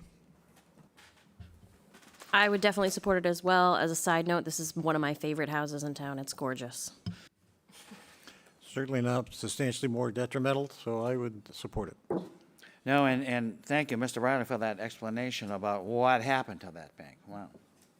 Sounds like it was very thorough. Okay. Do we need to condition this? No. I don't think so. I don't think so. No, I'll move to approve the application as submitted. Dave Veach seconds. All those in favor, please raise your hand. That's a unanimous vote, 5-0. Thank you, Mr. Ford and Mr. Riley. Thank you. Thank you for your time. Thanks so much. Application number 21-063, Joseph J. and Ann M. Nunes, care of William G. Litchfield Esquire, 330 Orleans Road, North Chatham, Mass. 02650. Owners of property located at 85 Seaview Street, also shown in the Town of Chatham's Assessor's Map 15E, Block 22A, Lot 22A. The applicant seeks to enlarge, extend, or change a non-conforming dwelling on a non-conforming lot via the partial demolition of the existing dwelling and the construction of an addition and deck. Also proposed is the installation of exterior mechanical system appliances, AC, condenser, and generator. The existing dwelling is non-conforming and that it is located 14.2 feet from the road where a 25-foot setback is required, 6 feet from the westerly abutter, and 2.6 feet from the easterly abutter. The proposed addition and deck will be non-conforming in that they will be located 2.6 feet from the easterly abutter and 4.8 feet from the westerly abutter where a 15-foot setback is required. The proposed exterior mechanical system appliance will be non-conforming, located 5 feet from the easterly abutter where a 15-foot setback is required. The existing building coverage is 1,060 square feet, 12.7%, and the proposed building coverage is 1,160 square feet, 13.9%, where 15% is the maximum allowed. The lot is non-conforming in that it contains 8,356 square feet, where 20,000 square feet is required in R20 zoning district. A special permit is required under Mass General Law, Chapter 48, Section 6, and Section 5B of the Chatham Protective Bylaw. Mr. Litchfield. Good evening again, Mr. Chairman, members of the board. Bill Litchfield here on behalf of Joe and Ann Nunes, who are, I believe, with us virtually, and also from their architects, Nathan Alvarado of Spacecraft Architecture. I should also point out, if the Nuneses aren't here, it's because it's Joe's birthday, and if Ann has taken him out to dinner, well, these things happen. No, they are here, but otherwise, perhaps he'll have a happy birthday if he gets a special permit. You have the, I think, very helpful and illustrative handout showing proposed additions that Spacecraft prepared. What we are seeking is permission to enclose a 100 square foot deck, which exists, and put a new, smaller deck on the rear. Enclosing the deck would allow the Nunes to have a more useful kitchen. The kitchen in the rear of the house is quite small, and by enclosing it, it would give them a more livable kitchen. They're also seeking to install exterior mechanical appliance systems on the easterly side within the existing fenced areas you saw you went out there. So I'll go to the criteria, which are fairly simple as to adequacy of site. The site is certainly adequate for the house that was built in circa 1835. It has, like many, if not all, on Seaview Street, lot size and street and sideline nonconformities. But we have a low gross floor area and living area, as well as a small and, unlike many in the street, conforming footprint as to coverage. If you approve the special permit and the additional 100 square feet is shown there in the heavy black line and what Sarah has on the screen, and the installation of the exterior mechanical appliance systems within the fenced area, the additions will be just 1 foot closer to the westerly neighbor, who parenthetically is supportive of the proposal, and actually further away from the easterly sideline than is the existing structure. As to compatibility of site, on the third sheet of the handout, you will note, of course, that almost all of the lots on Seaview are non-conforming. They were developed pre-zoning. 2 of the 3 that conform as to lot size are condominiums, but frankly, they're condominiums of convenience, which in retrospect might have been a more useful thing for this property when it was redeveloped initially 30 years ago under an 81L, but it didn't happen that way. Coverage on the street ranges up to 27%. We're going to be conforming even if you approve the special permit at 13.9%. It will remain a modest and historically appropriate home. Even on a small lot, the footprint will comply. I want to point, and I was late, but I want to just make an observation. You'll note on the third sheet of the handout that I didn't include the properties at 60 and 70 Seaview Street, the former Plum property. Number of abutters who are supportive of what Joe and Ann want to do asked me a question that I could give a technical answer to, but as a Chatham citizen, I'm hard-pressed to answer. How come Joe and Ann have to go to the Zoning Board of Appeals when these great arcs are built across the street? I didn't include those numbers because, for one thing, they're not available on the assessor's plans, but it is a consideration. This is an extremely small project. and I trust the board will look upon it favorably because it meets the criteria. As to the extent of increase in nonconformity, it's 1 foot closer to the westerly abutter, and as I indicated, that abutter supports this change, and we are still conforming as to coverage. There are no environmental issues. As to scale, sighting, mass views, and vistas, the scale of the existing structure and the streetscape of the existing structure is very positive, and there will be no real change if you approve the special permit. It will remain reasonable as to scale and mass. The changes are all at the rear, and again, several neighbors have written in support, and I think there's some neighbors who've been hanging in here for 3.5 hours. The other criteria are not at issue. There's no change in the number of bedrooms. What is at issue, as you know, is whether the proposed changes are substantially more detrimental to the neighborhood than the current non-conforming structure. I think the current structure is not detrimental, but that often happens. The relief sought, 100 square feet, is minor. Coverage will still comply. Numerous houses on the street exceed the coverage limit.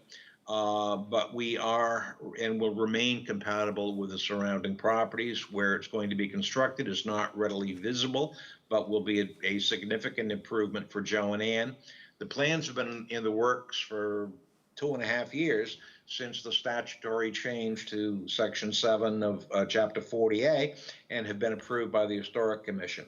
So in light of the criteria and the plans, and in light of the hour, I won't go on, but I think that you can find the proposed changes are not substantially more detrimental, and in fact are not at all detrimental. Be happy to answer any questions. Thank you, Mr. Litchfield. If there's anyone in the audience who would like to speak in favor of this, please indicate on the screen now so that Sarah can recognize you. Joan and Ed Caspian would like to speak in favor. Yes, my name is Edward Kasabian. I live at 71 Seaview Street, or I have a seasonal home at 71 Seaview Street. I'm really in support of this. I think it will add to the neighborhood. The Nunez's have certainly been great neighbors to deal with, and I wouldn't for a moment deny this.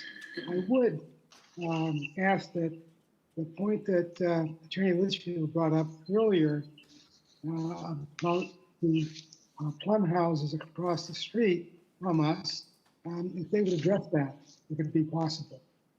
But I am fully, as is my wife, in support of the Nunez's. Okay, thank you. You had written us a letter, so I don't think I'll read it with your permission because you were more, okay? Is that all right, or you want me to read the letter? Sure. That's their son, I think. That was our son who wrote the letter. Oh, your son wrote it? Okay, Yeah, well, he's then I the read. third. Then he's at 71. He lives across the street. Yeah.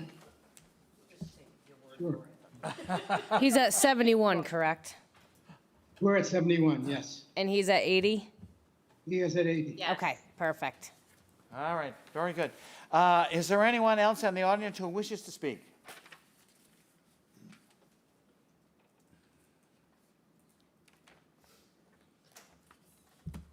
I see no one else that wishes to speak. Okay, we'll have the correspondence. First is from Judith Giorgio, health agent for the town of Chatham. I've reviewed the plans. The property is currently connected to sewer. The addition will not add sewer flow. I got no concerns. Then we have a note from Michelle Clark. She writes on August 2nd. The applicant was before the Historical Commission on October 6, 2020, with a proposal to alter the subject structure to accommodate the expansion of the current kitchen onto the footprint of the existing deck and to replace one window on the second floor. The Historical Commission members reaffirmed their previous determination that the structure is historically significant, but did not impose a demolition delay. The applicant's plans, as presented, were accepted by the Commission as they determined that the proposed plans do not diminish the historical significance of the structure. Thank you, Michelle. Then we have a note. Now, this would be from Ed Kasabian, and he wrote on August 10th, writing in support of the petition of our neighbors for a special permit to allow for a very small expansion of their historic home. We have reviewed the plans. It's a modest change. Will fit in with the neighborhood. We ask the board to vote in support. Then we have a note from Faith Patrickman. Faith Patrickman lives at 75. Yes, 75 Seaview. On August 3rd, I'm writing in support of the petition. As a neighbor who lives just 2 doors down at 75, I'm in favor of their proposal, which will fit nicely into our neighborhood.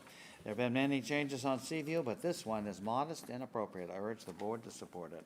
Then we have a note. This is from Melissa and Gary Steiner, 81 Seaview. They write on August 2nd, we're writing in regard. We are the Noon's closest neighbors and reside at 81. We absolutely support the addition on their kitchen, deck, and the bulkhead basement. Over the 11 years we've been neighbors, they've been cosmetically enhancing the appearance of the house and the property while preserving the style of the home and keeping it in line with the look of the neighborhood. We feel this project will only continue in that vein. They do not desire to overbuild on the lot, but to enhance the living space and the outer appearance of their home. We truly believe this kind of project is not only desirable, but necessary in order to keep their home up to date. That's the extent of the correspondence. If there's anyone in the audience who wishes to speak either against it or has a specific question, please indicate on the screen now so that Sarah can recognize you.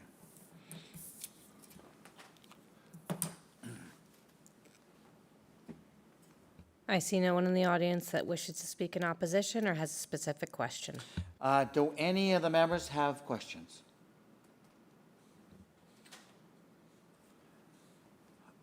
Paul? This is Paul Semple. I'll move to close the hearing and move into deliberations. Dave Veach seconds. All those in favor? That's a unanimous vote. Deliberations, Mr. Thompson.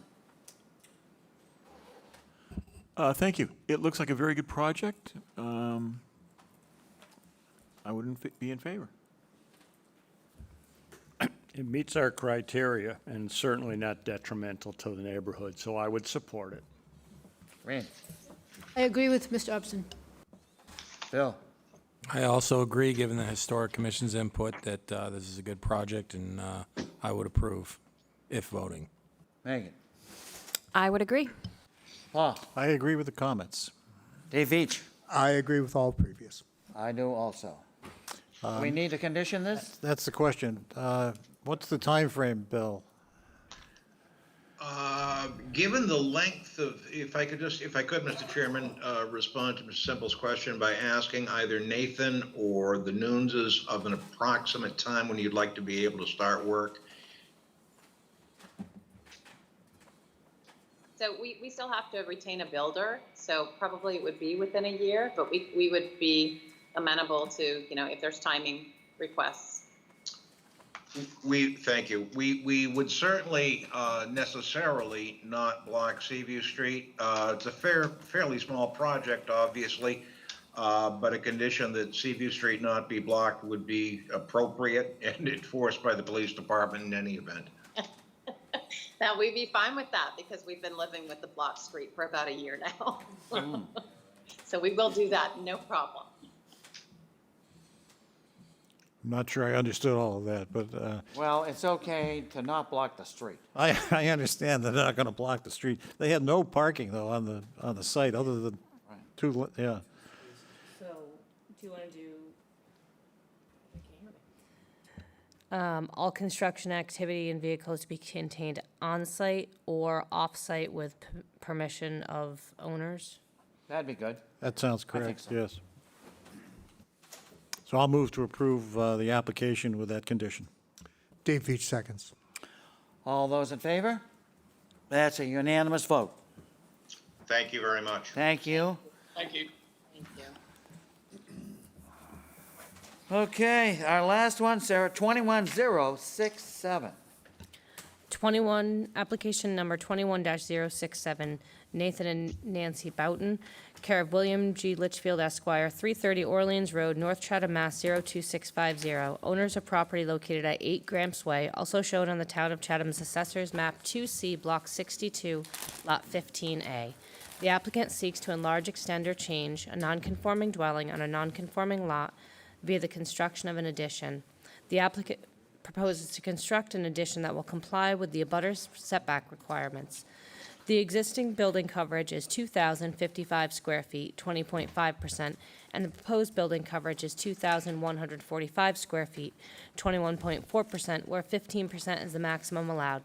The lot is nonconforming in that it contains 10,019 square feet, where 20,000 square feet is required in the R20 zoning district. A special permit is required under Mass General Law, Chapter 40A, Section 6, and Section 5B of the Chatham Protective Bylaw. Mr. Litchfield. Good evening once again, Mr. Chair, members of the board. Here on behalf of Nat and Nancy Boughton. Nat is here with us this evening. They are the owners of a house at 8 Gramps Way in South Chatham. And I assume you came in from Melody Lane and not Depot Road, because if you came in from Depot, you know that it doesn't go through. We came in through Depot. We knocked the fence down, but we got there. Okay. That fence actually will help to block the view of the very, very small addition that they would like to build on the rear of their house. This may be the smallest request I've ever made. It is for 90 square feet of additional coverage to enable them to have a larger kitchen. This is the second kitchen in a row. But they are in the process of thinking about retiring and would like to have a little bit more space in the kitchen, as shown on the site plan there. It's in the rear of the property, as you discovered, in a relatively isolated location. And they have, as the chair will read later, support from virtually everybody in the neighborhood. So I'll go into the criteria. You know what? Skip the criteria. Just go to the conclusion. Thank you. Mr. Litchfield has submitted written findings. That the site is adequate, our proposal is compatible, a minimal increase in nonconformity in a suitable site with no impact on views and vistas. The proposed addition is not substantially more detrimental to the neighborhood.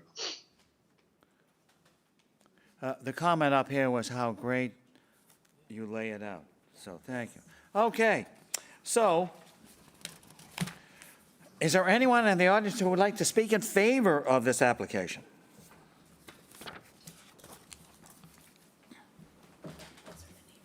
I see no one in the audience that would like to speak in favor of this application. Okay, I will read the correspondence. First of all, we have a note from Judith Giorgio. On 8/10, I've reviewed the plan. The proposal will not add septic flow, nor will it encroach on the existing septic system. And then we have a note from Alfred and Midge Cristofori. We live at 16 Gramps Way next to the Bowtons and have gone over the facts on the addition to their home and believe it would be a wonderful improvement to their home and our neighborhood. They've been fantastic neighbors since they moved here years ago. They've already improved their home and property so much that we are so happy that they are our neighbors. We are in total support. Then we have a note from Greg and Lynn Kenny. They're at 150 Pleasant. We write to express our support for the renovation. As neighbors, we view the proposed renovation as an improvement to the property and a benefit to the neighborhood. We've enjoyed living next to Nancy and Nat for the past 3 years. We fully support the project. Then we have a note from Matt and Mara Trider, 27 Fairview Drive. They're writing to express their enthusiastic endorsement of the proposed small kitchen addition. We reside next door. They are exceptional neighbors. They have added gorgeous gardens, are painstakingly about their home's appearance. They're our go-to neighbors, whether we need to borrow tools or a cup of milk. They're always extending a helping hand. We have provided them with a spare key and know that since they have moved here full-time, our house is safe and protected. Okay, then we have, I wouldn't even attempt to pronounce that name. Mariana Murdy. Yes. Venki and Jaya. Narayama Marty. Okay. Venki and Jaya. All right. Very good. They write on July 30th, we've known these folks and their 2 daughters since the purchase of this house at 8 Gramps Way 9 years ago. We are at a cul-de-sac of 4 homes on a tiny street, Gramps Way. It is therefore close quarters. Nancy and Nat are avid gardeners, and the front yard is full of flowers. Both work constantly on this yard. We are the oldest residents on Gramps Way, and during snowstorms, if our plowing is late, getting to us.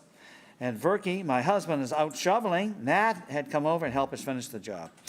We always stop at their yard or mailbox to chat it out. I know if I need help, they're ready to go. They are good neighbors to have and lucky to have them. The application seems to conform to abutment setbacks. The addition they're intending increases their overall square footage a mere 0.9%.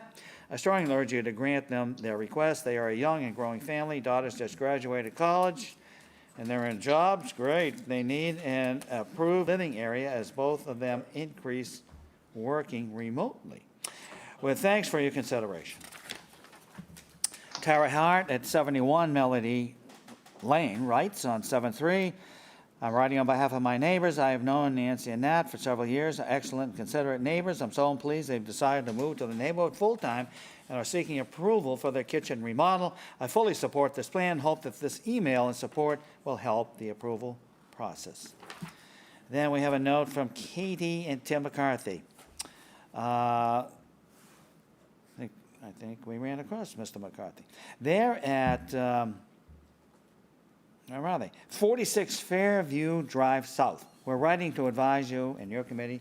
We're aware and supportive of the first floor kitchen project, including the extension of the floor plan 5 feet into the backyard, which is to the north of our home, which is located at 46 Fairview Drive South. It looks very thought out, as it will still allow them to maintain their lovely backyard. Please feel, and that's it. If there's anybody in the audience who wishes to speak either against this application or has a specific question, please indicate on the screens now so that Sarah can recognize you. There is no one in the audience. Period. Well, that's the way it goes. I can't believe people have turned us off. I tell you, those reruns of I Love Lucy kill us every time. So, where are we? Oh, anybody have any questions? I wonder, do they also bake chocolate chip cookies for the neighborhood? No, I bet they. scones are my favorite.